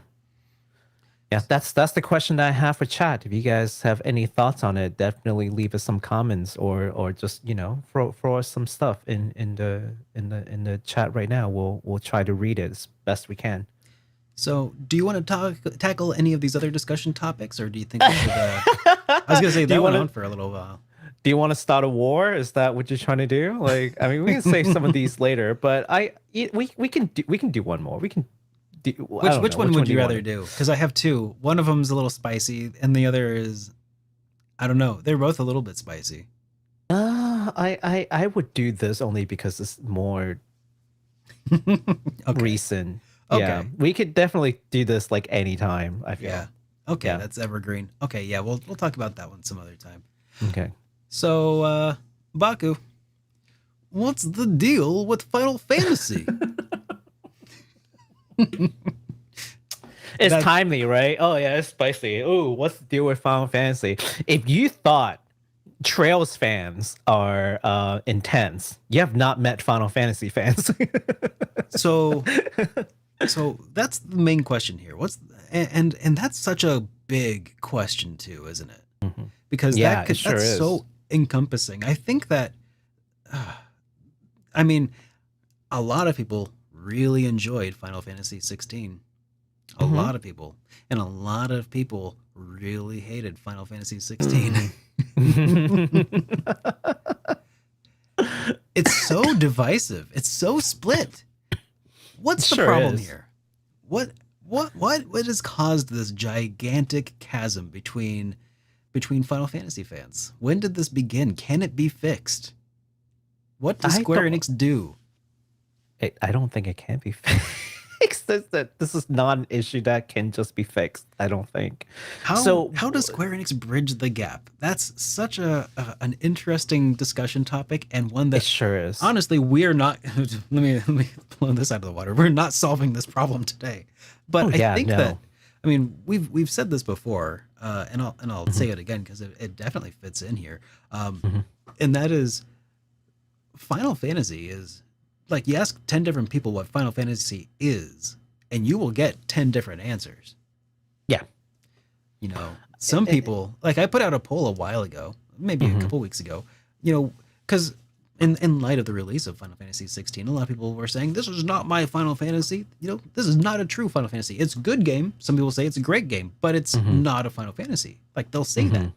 And that's interesting. But who gets to choose what a Final Fantasy is? Is it the fans? Is it Square Enix? Squaresoft. I would be inclined to take their word for it, but I think the fact of the matter is Squaresoft doesn't actually exist anymore. I mean, some of the people from Squaresoft are probably still there, but it's Enix in control. Sakaguchi gets to tell us, right? Yeah. Yep, Sakaguchi gets some say, right? He's got the final word on Final Fantasy. I would be really interested to hear what he thinks. I think he liked it. I remember reading about him congratulating Yoshi P for making a great like Final Fantasy game. So I think he liked it. I think I could be wrong, but so again, going back to the problem, like why is the fan base so split? Yeah. The fan base is so split because of many reasons, right? Yeah. And they're all and they all compound into this issue. It's not like there's one thing. So many facets. There's so many facets. I'll name a couple, and I'm sure chat can name a couple too, right? And you definitely have some in your mind. One of the reason is because the fan base is so huge. Okay, and what that means is you have a lot of echo chambers. Oh yeah. Okay, so you know people are social animals, right? And when I say a thing, and 100 people agree with me, then clearly I feel like we're the majority. And if I go out and say hot take, FF16 sucks, and then I get like 100 likes, yeah, FF16 sucks. Oh, that's not even a Final Fantasy. You see all these people that agree with me? I'm in the majority. You certainly would feel that way, but what you may not realize is that there's another 1,000 people somewhere else who say, no, actually, this is fantastic. But see, echo chamber. That's exactly how an echo chamber works. Yeah. So there are all these echo chamber within the great fan base that is Final Fantasy, and everyone has like their own idea of, you know, what it is that makes a Final Fantasy, and they all think that they're the majority. Yeah. All of them will think that they're the majority. But if you take like a wider scope and you look at all the comments, the aggregate, you'll realize, like you said, 10 different groups of people who have 10 different answers on what even constitutes a Final Fantasy. Like, how do you even define that? It's a great question. It's really subjective. And I actually threw that question sort of in a way to the audience in a poll not too long ago, asking when was the last true Final Fantasy. And I had to break it down. I had to break it down into 5 different categories because I couldn't have 14, 15, 17. I don't know how many Final Fantasies there were at this point, including spin-offs. But like, when was the last Final Fantasy, like the real one? And there was a lot of people who said current, you know, a lot of people said PS2.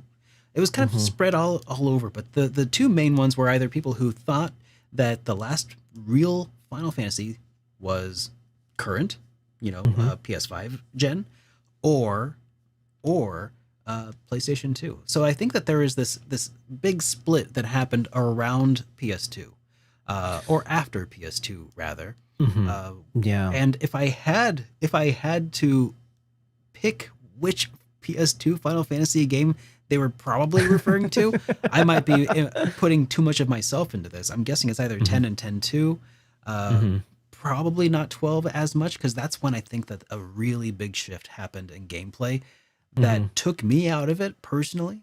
But I don't know. I couldn't ask any more deeply into that via the poll that I had.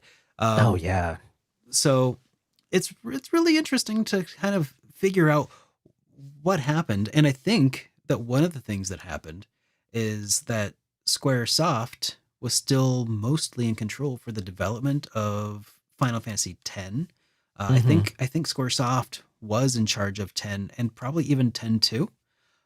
But by 12, Enix had taken the reins. The executives had taken that. Yeah. And That was a huge deal, and a big reason why I was not a fan of 12 in how it came out, anyways. And Dragon Quest was their turn-based RPG that they wanted to succeed. And they're like, well, how do we distinguish this IP against our IP? How do we make them different? And it was a silly I don't question know that if this didn't. was it. I don't know if this is what it was, but if I was if I was just gonna do some conjecture, I'd say that's when a big split happened, and that's when, you know, some people and some people still loved 12. Some people loved 13, all of them. Yeah. And 15, some people really liked that too. But I think that there was definitely a split right after 10 and maybe 10 too. Like some people loved the gameplay of 10 too. I didn't really get into it. But see, I think there's a little danger in this, and I'll say that there are two issues that, well, not issues, there are two things that we want to consider. One is that even within our own community, there's already some level of sampling bias compared to the true population of people absolutely. who would play the games, right? I've seen my demographics. We're a bunch of old dudes. Sorry, There's guys. that. Sorry, fellas. And it's true. It is true. Like our we do audience. skew toward I'd like to say that we're very diverse with 98% male. Right. And let's just say that the bell curve skews a little toward that, 35 kind of range. Knew it. In the I age. knew it. Yeah, I knew it. Yeah. We're not hip and with it anymore. Yeah, unfortunately not. So what does that mean to the entire population? It's hard to say, right? Because I don't have any data. The other thing is that this is a changing opinion, right? Yeah. You ask this question today, and where they draw the line might be Final Fantasy X. Ask this question in 10 years, they could draw the line at 13. Oh, ask the question 10 years before, the line could have been drawn at 9 or 8. 7. Right? 7 went 3D, even 7. and it went away from the medieval fantasy. There was a lot of people at the time of 7's release who did not. Right. And now it's like, oh, that's the stuff, man. I remember that. I was there. I remember that. A lot of people hated the polygon blocks, and they just wanted a good old 2D game. Yeah. And they thought it was an absolute abomination. I was there. I know. It's so funny to think about. But yeah, I mean, it's definitely really subjective. But I will say that as somebody who really likes their JRPGs to be turn-based, 10 was the last one that really got my interest. Well, before we even talk about 12, what happened before 12? 10 too. No, 11 happened. You want to talk about major shift? You want to talk about major shift in the I'm surprised that people are forgetting. I've written it off. People have forgotten about that. People have forgotten about 11 and 14 happened, guys. Well, they're like, oh, 16 is not even Final Fantasy game. Have you played 11? Have you played 14? Man. Bro, you want to talk about being different? It's different.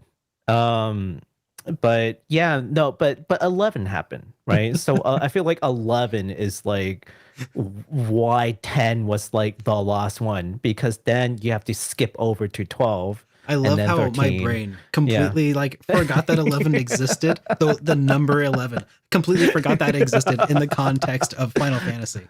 Right. What? There was no 11. Oh. It's still people still play Final Fantasy 11. By the way, like it's still a thing. It's an active server. Why People would they? still play. Why did they Yeah. number MMO twice? Well, here's the thing. I think it has something to do with what you were saying, which is Enix like executives might have wanted Final Fantasy to move towards being an MMO title. Well, with 12's gameplay, I'd kind of see it. Yeah, and then they are like, yeah, no, just kidding. That's not a good idea. Let's go back to single player game. Daj42 does raise a good point. He says Dragon Quest X did that too. They made the MMO numbered as well. So yeah. Yeah. I mean, they're trying different things, and they still are, right? Yeah. And they still are trying different things. The thing about Square Enix is this: that from almost like a historian kind of standpoint at this point, as a lifelong fan of seeing them go through all their changes, Square Enix has always been a company where they are constantly asking, "How come we can't have like the next big hit?" You know, they're looking at WoW and they're like, we could do that. They came up with Final Fantasy 11, right? Yeah. Remember that WoW was a huge global phenomenon, right? That recurring money phenomenon. Right. It is hand over fist. Yeah. It's money driven. And you know what's the newest thing now that I'm still laughing about? Genshin Impact. Genshin Impact made $1 billion in the first year, and Square Enix is like, why can't we do that? Let's pump up a bunch of mobile games. You know, it's just they're constantly thinking, why can't we do that? Right? Yep. Look at all these people who made so much money on NFTs. Why can't we do that? You're right. And then they invest in NFT, and then look what happens, right? Yeah. So they're no longer leading; they are following, chasing trends. And you know why chasing trends is the thing that they do? Because they are a corporation. And what that means is they have to do things safe. Chasing trends is safe because there's a president. Yeah. We know Genshin Impact makes money, so we follow that model. We too may make money versus an unproven, thing. Now, I'm not saying that's the right thing to do. So before anyone gets mad at me, I'm just analyzing from a business standpoint why they would do that. Yeah, they think it's the safe thing. They think it's a safe thing. Yeah, when in reality, it's not quite so simple, right? Yeah. But shareholders feel like that's the safe thing to do. That it is not. Companies who don't innovate will eventually die, and that's the problem with Square Enix. You've seen that happen in other, not necessarily game company, but other companies in general. They sunset because they run an innovation. Take for example, Canon. Not Canon. Sorry. What's that? Xerox. Oh, Xerox is a huge one. Yeah, they ran through. Xerox used to be a super innovative company. I know it's crazy to think that Xerox is an innovative company. You mean that company that makes copy machines and, right? Or rather, they made Xerox machines. Yeah, but they used to be. Yeah, they used to be like a young up and coming company. They had these great ideas, and they were just taking the industry by storm. And I mean, they basically made the first. Well, not the first, but they made. Yeah. Essentially the predecessor to Linux. Right. Someone's like Kodak. Kodak is a great example. Kodak is a company that used to be super innovative, and then they ran their course. There's a lot. Go through the typical business case study books, and you'll find plenty of these. Blockbuster, same thing, right? Yeah. They couldn't keep up.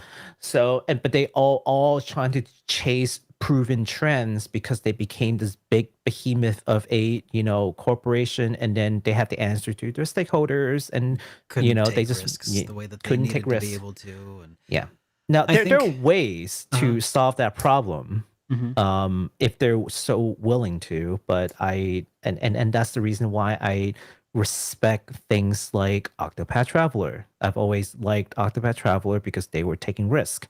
Right. And they made a very polished games that don't follow the, Square Enix conventions, right? Mhm. It is new. Of course, it's still relatively safe. Don't get it twisted. It's not like Oh completely yeah. out the box, but they took a lot of different, they took chances with this.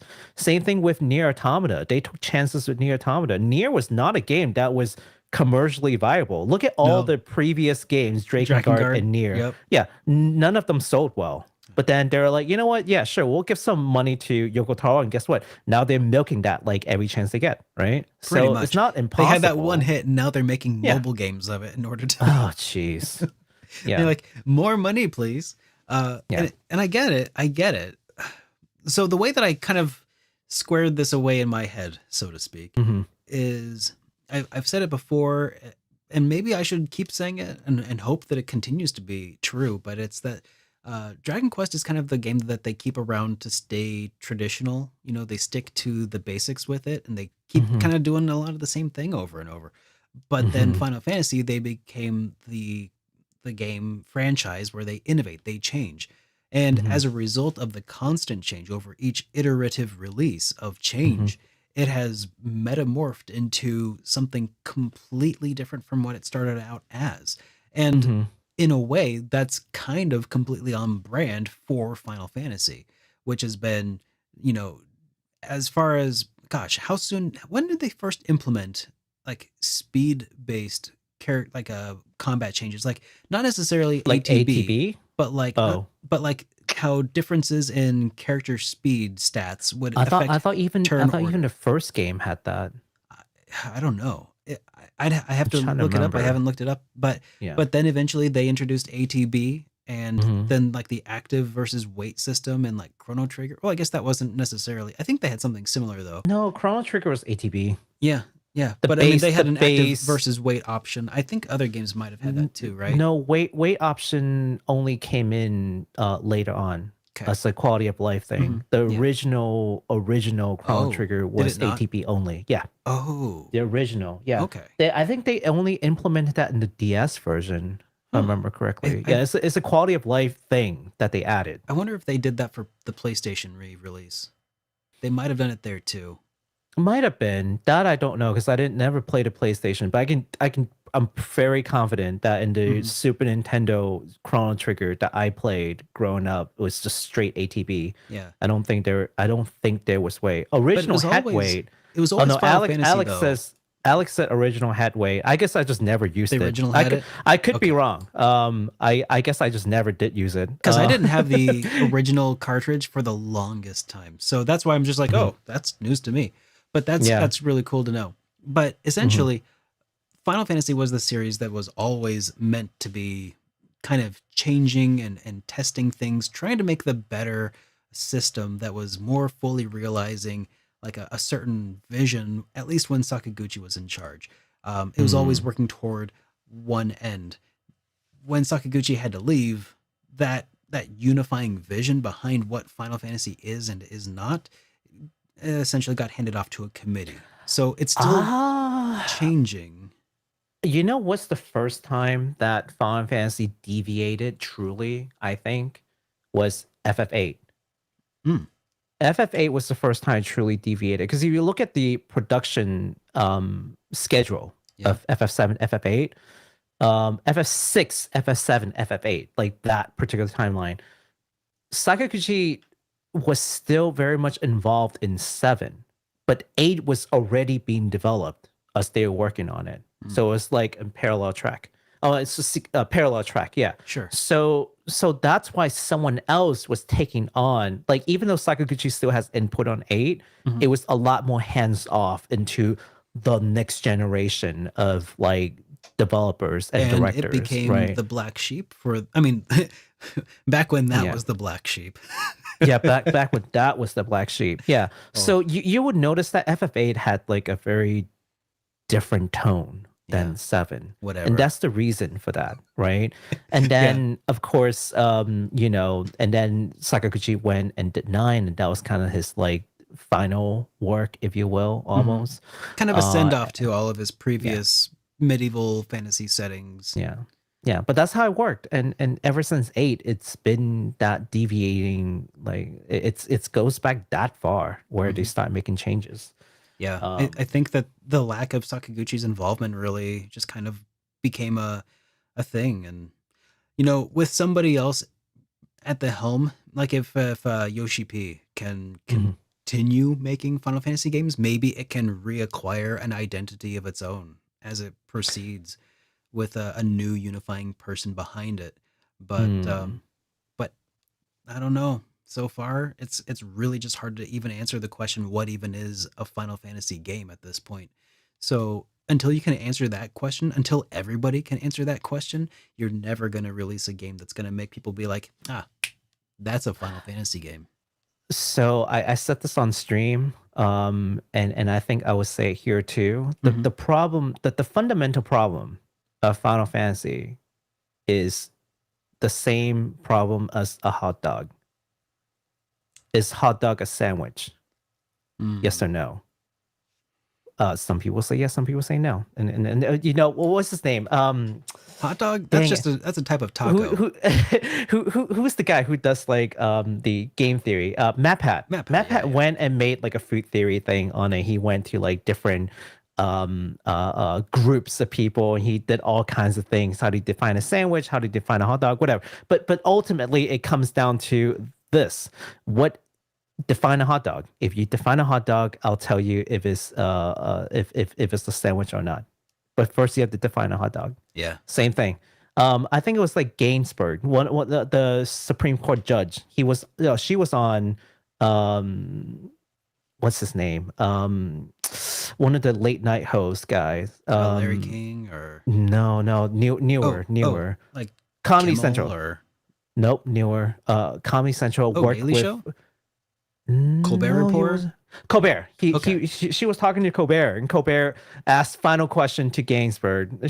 He was said, is a hot dog a sandwich? And she said, if you define a hot dog, I'll tell you if it's a sandwich or not, right? And that was really smart, right? Yeah. Because ultimately that's what it is. Final Fantasy. If you come and ask me if Final Fantasy 16 is the Final Fantasy, I will ask you to define what a Final Fantasy is. Yeah. And then I can tell you, based on your definition, it's a Final Fantasy, it's not a Final Fantasy. And that's where we're splitting. Yeah. We It's can't, until we can until we can agree on the definition, and we never will, and we then never then will. we will forever be split. So Yep. so I guess the real takeaway is good, bad, indifferent doesn't matter. If just enjoy Yeah. the game. If it's a Final Fantasy or not, that's for you to decide.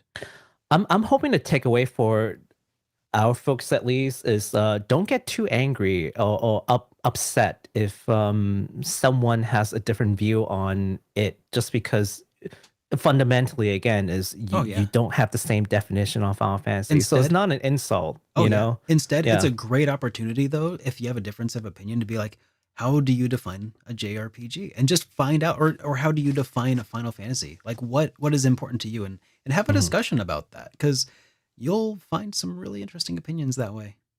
Yeah. Well, do you want to ask the second question or you want to move on? No, I think we better move on, because that one, oh, that's all about RPG, like it's like development kind of philosophy questions. It Uh, sure is. and I'm And interested. I'm interested in those. maybe we'll But ask it a second time. I mean, another time. yeah, well, Yeah. but yeah, All if you right. guys at home have any questions that you'd like us to discuss, discussion Mhm. topics that you'd like us to just belabor for a while on a slow news cycle day, let us know in the comments down below. But for now, I think it's time for us to switch over to talking about some of the fan and community projects that have been Yes. kind of going on a little bit here. Do you want to talk about this one? But before I do that, Ego Knight is trying to appeal to my dislike for FF15. Oh my god, Baku, these people think FF15 is the real FF. I appreciate you, man. Okay. So for the fan and community project, this is interesting. This is great, especially because I just finished the base Xenoblade Chronicles 3 game, which let me tell you, that game amazing. Mhm. let's pressure Derek to start the Xenoblade journey by shaming him on Twitter as usual. But this piece of news doesn't have to do with Xenoblade Chronicles, but rather it has to do with Xenoblade Saga. So, or Xenosaga, rather. Oh, Xenosaga, not Xenoblade Saga. Xenosaga, sorry. In celebrating Xenosaga's 19th anniversary, it's been 19 years. Wow. Xenofan Valak Turtle released an entire translated playthrough of the canonical phone game called Xenosaga Pied Piper. Is that how Pied Piper? Pied Piper? Pied Piper? Pied Piper. Pied Piper, sorry. Pied Piper on YouTube. It's there, and we'll link the playlist in the description down below. Now, for anyone who does not know what the heck I'm talking about, well, I didn't really know what I was talking about either until today because I was not into Xenosaga. But apparently, Pied Piper was a exclusive to Japan game and only on mobile phones. Like what kind of mobile phone? Like old school flip phones. You know, the ones from like the 2000s. Like the Nokia N-Gage? But like probably before that. No. They see in Japan they've always used these like flip phones. I don't know what it is, but they really like their flip. They still do. Wow. They still mostly flip use phones are actually pretty cool though. Honestly, like being able to like. I will say they love their flip phones. Here's something we lost in the transition to smartphones. The flick and the answer. The flick is super cool, but what's even better, you can't slam a smartphone when you're really angry and you're just like ending a call with somebody. You just gotta like mash the button on the glass really hard and you're like, hurt my hand. No, with a flip phone, you're like, and you slap it shut. Yes. I satisfying. know. Yeah, no, I love flipping a phone and just answering. Like, like you flip the phone, it's like, yeah, talk to me. Yeah. Like, hello. It's like the hacker choice. Oh God, they had a flip phone in the Matrix. It was cool. Yes, I was just thinking about the Matrix. Yeah, I was just thinking about the Matrix. It was the era of the flip phone, man. It was the era of the flip phones. There was the kind that had the screen that flipped up, and then there was the kind where the mouthpiece flipped down. Oh no, they were all kind. You know what? I think around like early 2000s or mid 2000s, they had this whole era of like just exploring different form factors. There was like the swivel phone. Ooh, weird. Remember those? Yeah, the slide phone. Oh, I remember the slide phone. I think I had a slide phone. Yeah, swivel phones, flip phones. There's all these like different form factors that they were playing with. Yeah. And then, iPhone just kind of took over, and then everything just became like improved iPhones. All the smartphones right now are just basically improved iPhones. There are some dumb phones. My grandfather has one, but but actually, I think that Motorola put out a new Razor that is one of those foldable screen ones. Oh yeah. That's the new form factor with the folded screen. Well, I was gonna say they have one that folds longer. Like it's the Razor. It's like a flip phone, but it's just all one big screen when you flip it open. Man. I don't know. I guess we're back to that. We're back to that age of exploring different form factors. Although it's a lot harder to participate now because those things are like $2,000 a pop. And they weren't cheap back in the day. I mean, some of them were for a while, but yeah, but you can go through like I don't know, like they were built to last though.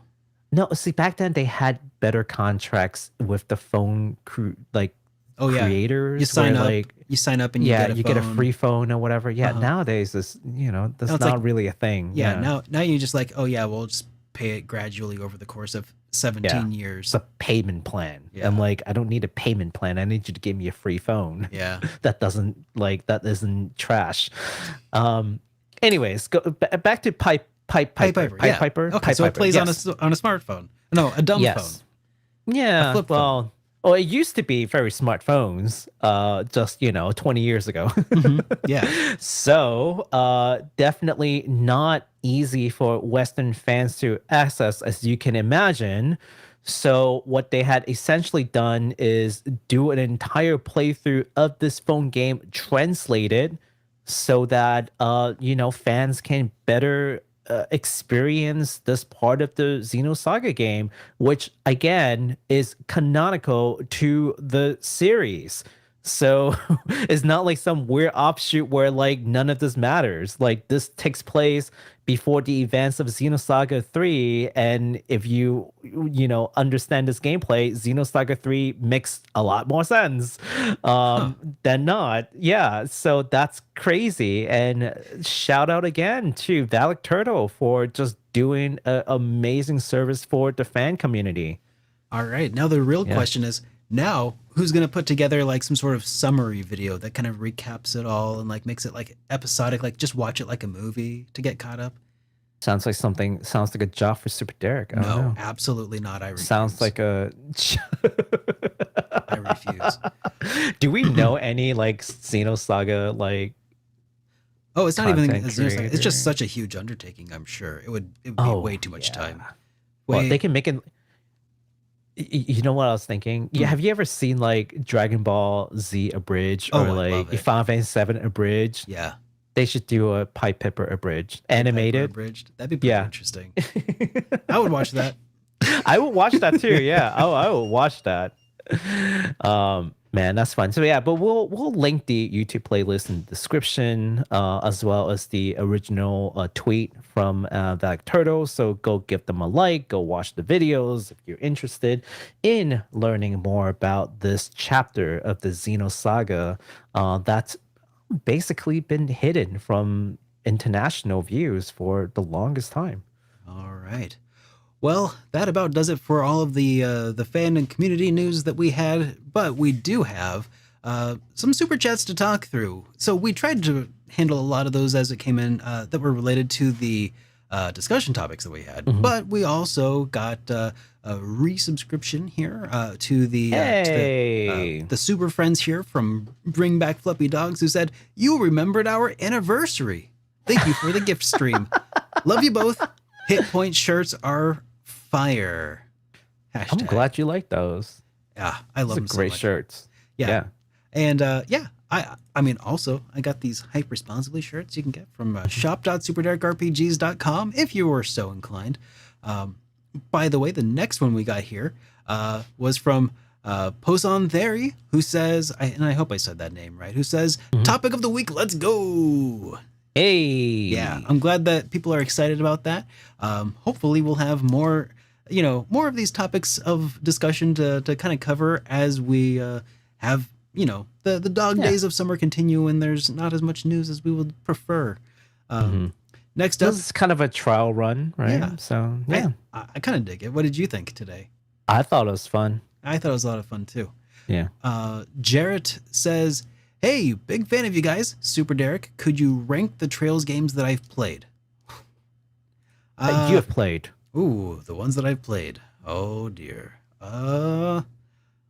That is. Oh, are you trying to start a war here, man? I'm out here fighting for my life. We just finished the Final Fantasy talk, and now you want to rank Trails games, man. Oh man. Okay, but for real, Well, that's on you, man. so far, it's hard to say. I know that Trails, I can rank the series that I've played based on what I've played so far. I think that Trails in the Sky was great, but I think I preferred the Crossbell games over that. Trails 2 Azure was just incredible. And of Cold Steel, I've only played 1, 2, and now 3, but I've not played 4 yet. And I would probably say that based on that, Sky was a little slow for it had a lot of information. So I would rank that one probably the lowest as far as the overall goes. Oh, then wow. Cold Steel, and then Zero and Azure and the Crossbell games were the best series, I think, because it was short and to the point and condensed, Okay. But I think that's mainly from like a story and pacing kind of perspective. The gameplay in each was really great. And the gameplay, the combat of the Cold Steel series, though, is really solid, and it's just getting better with each new release, I think. So, so hopefully that answers your question at least to some degree. But I'm not gonna make a tier list of all the 8 games that I've played right now. But but I think that's kind of where I'm feeling things at the moment. But that said, I still haven't experienced like the really crazy finale of the Cold Steel games. Oh, Maybe, yeah. maybe that will. I Hello, guess my dog's pupper. very excited. Maybe that'll change my. Gosh dang it. Maybe that'll change my opinion over time. Mm-hmm. Bring back Fluffy Dog. Oh, hang on. Baku, how would you rate your experiences with the Trails games so far that you have played? You mean with the 3 games that I've played? Yes. All 3 of them? Uh-huh. 1 is basically a prequel. 2 was good, and 3, I like Kevin, but not enough to see him in a game where he leads the game. Really? Okay. No, I mean Kevin's great. It's just the thing about Kevin is that maybe it's just because I've seen so many animes and I play through so many JRPGs. It's like I'm like, okay, this is cool, but also not something I've never seen or heard from. Like this exact kind of yeah, sure. thing. Sure, he's Vash the Stampede with green hair, but who really cares, right? It's okay. I would have preferred seeing more Estelle because I like what's not very common, a likable, strong female protagonist, and they had one, and they decided to go with somebody else, which is fine, but not what I would have preferred. So. Sure. Yeah, not that I dislike 3. I think 3 from a storytelling perspective was probably the best out of the 3. Getting stuck in like this space without spoiling is not something that I enjoy either. I like towns being around in a world. I gotcha. Yeah, so it's definitely a bit of a black sheep. I think it changes the pacing of the game significantly and for the better. Yeah. But I could totally see all of those other things kind of making it maybe less enthusing. Yeah, but the storytelling in 3 was the best out of the 3. So I'm just like, it's kind of hard.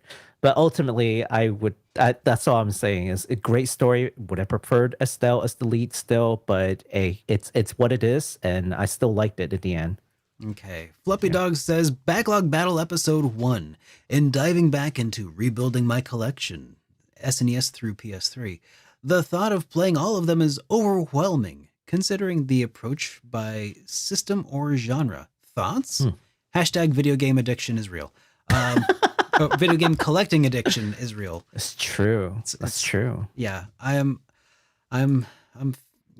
still, I revisited an old video of mine where I collected I got so lucky. I picked up a $50 collection of Sega Saturn games from, I thought it was a Goodwill, but it's actually a Value Village back when I was living in Seattle. And if you guys just want to see the most stupid, ridiculous luck that I have ever experienced in my life, go watch that video. It's called like Amazing Saturn Hall Super Derek or whatever. And I'm just, because I saw this collection in the store. They thought they were like loose CDs or loose DVDs. They didn't know what they had. I saw it. I was just like, I just saw the case and I saw that the end one was like Panzer Dragoon. And I said, I am buying this. And I picked it up. I took it to the register. My hands were like shaking. I walked out without even looking at anything else in the case, hoping and thinking that they were maybe more Sega Saturn games. Couldn't tell for sure. And then I just started up the live stream and I'm like, I think something stupid just happened to me. I need that. I need this. I need this. I need you to document this actually happened with me as I like go through and pull them out piece by piece. Oh my God. And I find some ridiculously at this point, especially ridiculously expensive games in there, tied in with some other games that were, less impressive, but still. Anyways, yeah, video. Ever since then, I've had the itch to continue getting retro games. It's crazy now. You cannot find. I mean, deals like those aside, yeah, I can't even find video games in my Goodwill. Once in a lifetime, man. Absolutely. Yeah, well, especially through the pandemic too, because like I think a lot of people picked up that hobby. My local Goodwill, if they get a video game, they send it to Shop Goodwill online store. Like they Oh, will not. immediately. Yeah, they do not. It does not hit the floor. Same with stereo Wow. equipment now, and Wow. it's basically They anything that they perceive learned. as it's really They had distressing. learned. Honestly, I get it because it keeps because people will go in there and they'll buy them and then they'll flip them. So obviously, like Yeah. they want that cut, but Yeah. it just sucks, you know. Yeah. Well, I mean, they want to. Yeah. Yeah. I get that. I mean, Yeah, as a nonprofit organization, they want to maximize the money that they make, so they, at least from their perspective, help other people, right? So there's I that. mean, But are they a nonprofit? what Goodwill? Yeah. Oh well, Goodwill is definitely a nonprofit. Okay. Yeah. But are they actually using that fund to help the people that they claim to help? To what degree? That's questionable. Yeah. Okay. Just like the Red Cross. Oh, yep. Yep. You mean the Mhm. Salvation Army? Them too, I think. Or Yeah, them too. They're like notorious for just, not being great with the way that they use their funds. hmm. Yeah, let's just put it that way. All right. Next up, we've got Alvaro who says Kemco actually developed Top Gear on the SNES. Top Gear. Top Gear. Even if it was not a breakout hit, it's extremely popular here in Brazil to this day. Oh, wow. Well, That's cool. Yeah. Yeah, that's good to know. Little piece of video game history there for you. Yeah. Thank you for sharing that with us. Fluppy also says game access slash preservation is in a sad state. We should have talked about this when we were talking about this in our discussions. Oh, yes. They said, I accept that the companies must make money. However, the purposeful limitation of physical copies to push digital sales, as well as the closing of digital stores, is a bunch of bull. Yeah, absolutely. I concur. Absolutely. I just wish that they would what's the word? I wish that they would actually care about it from like a good of the humanity standpoint, and you really have to bend like companies arms for them to accept that. So yeah, that's the unfortunate part. Like, just have them do it as like a charity effort, like if you can convince them to do that. You know what I just thought about? It's the same kind of issue that you have with outsourcing production in low income countries for these like clothing manufacturers. So when I was talking about form making and norm making and norm taking, that's what I was thinking about. Is there was a time when clothing, of course, was created domestically, and then at some point we start outsourcing them. And nowadays, I would be surprised if you can go out right now, pick up a piece of clothing that says it's actually made in America. I mean, you could Okay, you can yeah, find one with a tag that says "Made in America." yeah, But I think that there's also been a lot of scandals about how accurate a lot of those are. yeah, I mean, most likely you'll find something like made in China, made in Vietnam, made in India, made in Bangladesh, like low income countries, right? So, of course, with it being a low income country, part of that is that there is very lax regulation in the foreign country's part in human rights. And, we've all heard horror stories about factory floors in China and India. There was this huge, like, there's this building that, like, straight up collapsed, like, of just like a garment factory in like Pakistan or something, right?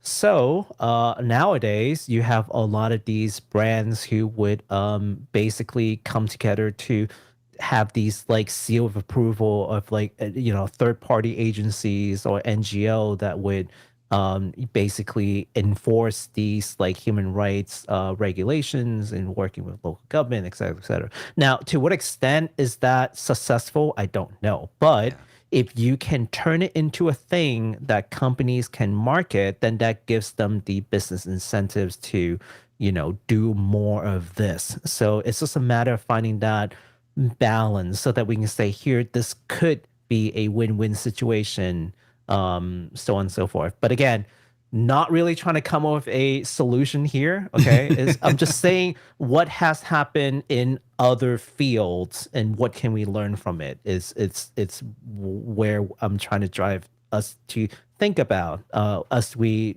examine this question further. Yeah.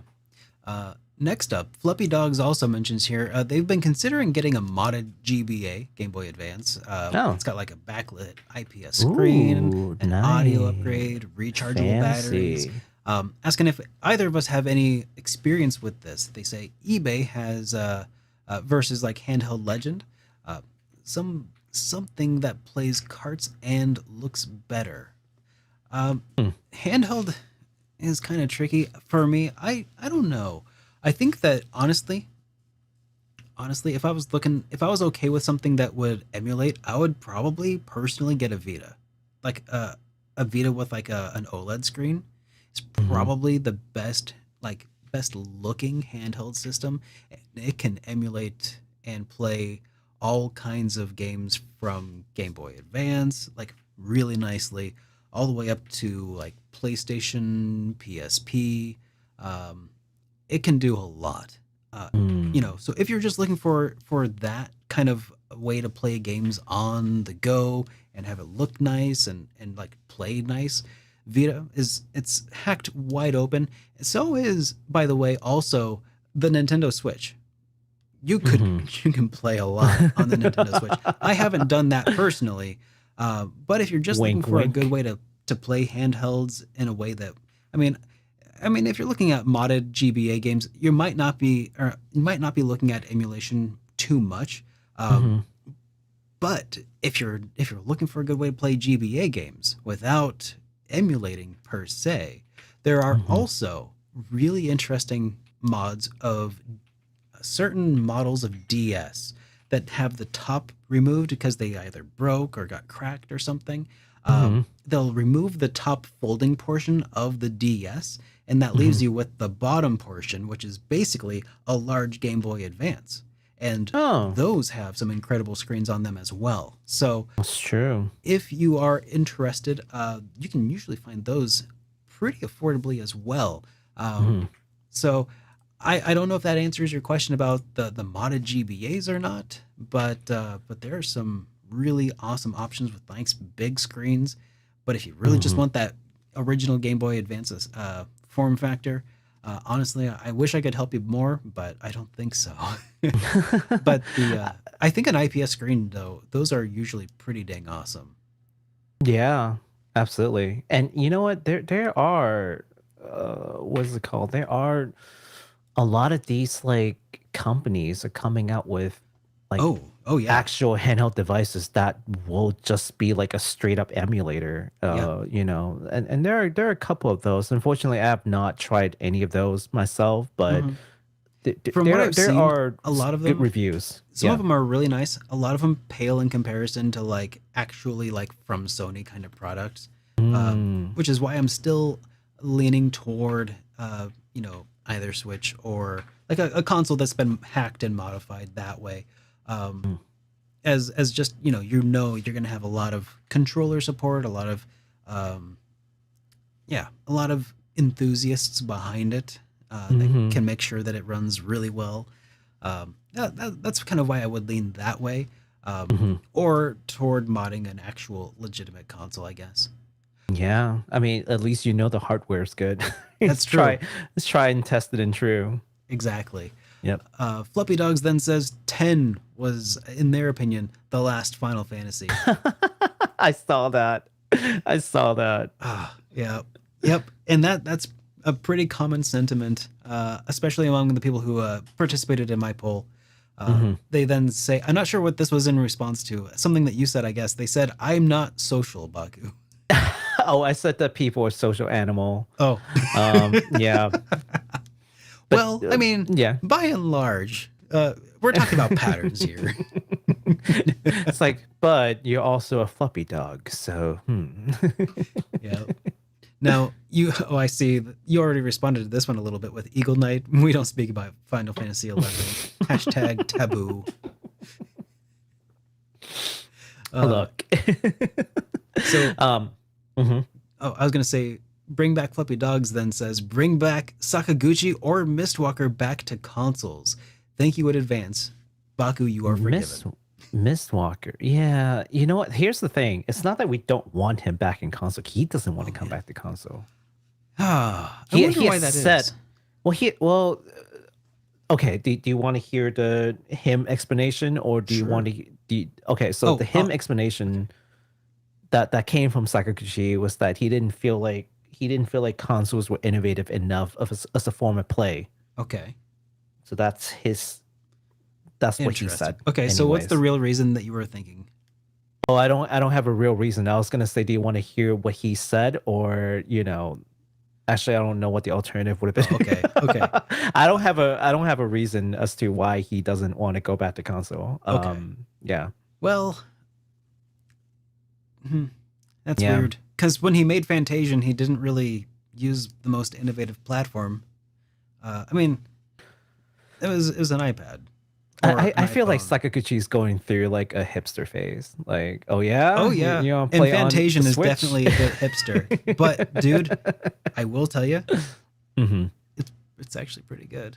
If you have a device on which to play it, I recommend it. Apple TV, right? You have to play it through Apple TV. Apple TV, or you have an iPad, you can connect a controller to it, play it in 4:3 aspect ratio, like I did. No, seriously, you and I talked the other day. You have a relatively recent iPad. Hook up a HDMI dongle and just play it on your TV. That's true. That's how I did it. I played it on my capture card that way. I bought my mother a brand new iPad Pro last year, and she barely uses it, and it just upsets me. Yeah, buy a 1 month subscription to Apple Arcade for like $5, or get the free trial or whatever. Play it and cancel your subscription the next month. Like you can play for free, basically. Just in case anyone's wondering why I bought my mother an Apple product, is because my sister started off with an iPhone. It was up to me, she would have used Android. But no. Honestly, it's okay. I would give an iPhone to somebody who I didn't want to like provide technical support to. Yeah, that's fair. I mean, that's a set it and forget it kind of device. It is. Every time they upgrade, it's just like, oh yeah, it's more of the same. You never have to like retrain somebody. Okay, well here's how you use your new phone. That's true. Between a Pixel and a Samsung, and like I don't know, name another Android platform, like their operating system is just a little different. It drives me crazy. Yep, just the little things. And then finally, Fluffy Dog says, speaking of Dragon Quest, I'm collecting any spare DS or 3DS games of that series that you may have. Oh, spares. Oh yeah, spare Dragon Quest games on my DS. Can you offer the power of friendship and greenbacks? Oh man, yeah, those are a little on the steep side lately. Have you seen those prices lately, Baku? Yeah, I mean, look, if anyone wants to just send me a spare Suikoden copy, I would really a spare Xenoblade. Anybody? Yeah, just if you have just one extra. Yeah, spare Xenosaga 3. If you have a spare Xenosaga 3, I could finally start playing Xeno games again. I'll even pay for shipping. I'm just saying. Oh man. Okay, so here's a DS game. Dragon Quest Heroes Rocket Slime. If you got it, it's only $56 if you go complete. Oh, that's not bad. Because it's Rocket Slime. It's not an actual mainline. Yeah. There you go. Anyways, guys, I think that about does it for today. It's been a great episode. It was a lot of fun to just kind of talk and go off the rails for a while. And if you guys enjoyed that, throw more comments at us, throw more suggestions, cool ideas for us to talk about over the next week, maybe. If we have, not very much news to talk about. I quite enjoyed this. Well, I did too. All right, guys. Well, with that out of the way, I think it is about time we wrapped up tonight's show. So if you're new here and if you liked what you saw, please be sure to get subscribed or followed on whatever podcasting platform you enjoy us on. Leave us a rating or a thumbs up or whatever. It's super useful in helping us expand our reach toward our goals of world domination. So, Baku, do you have any final thoughts that you'd like to leave the people with tonight?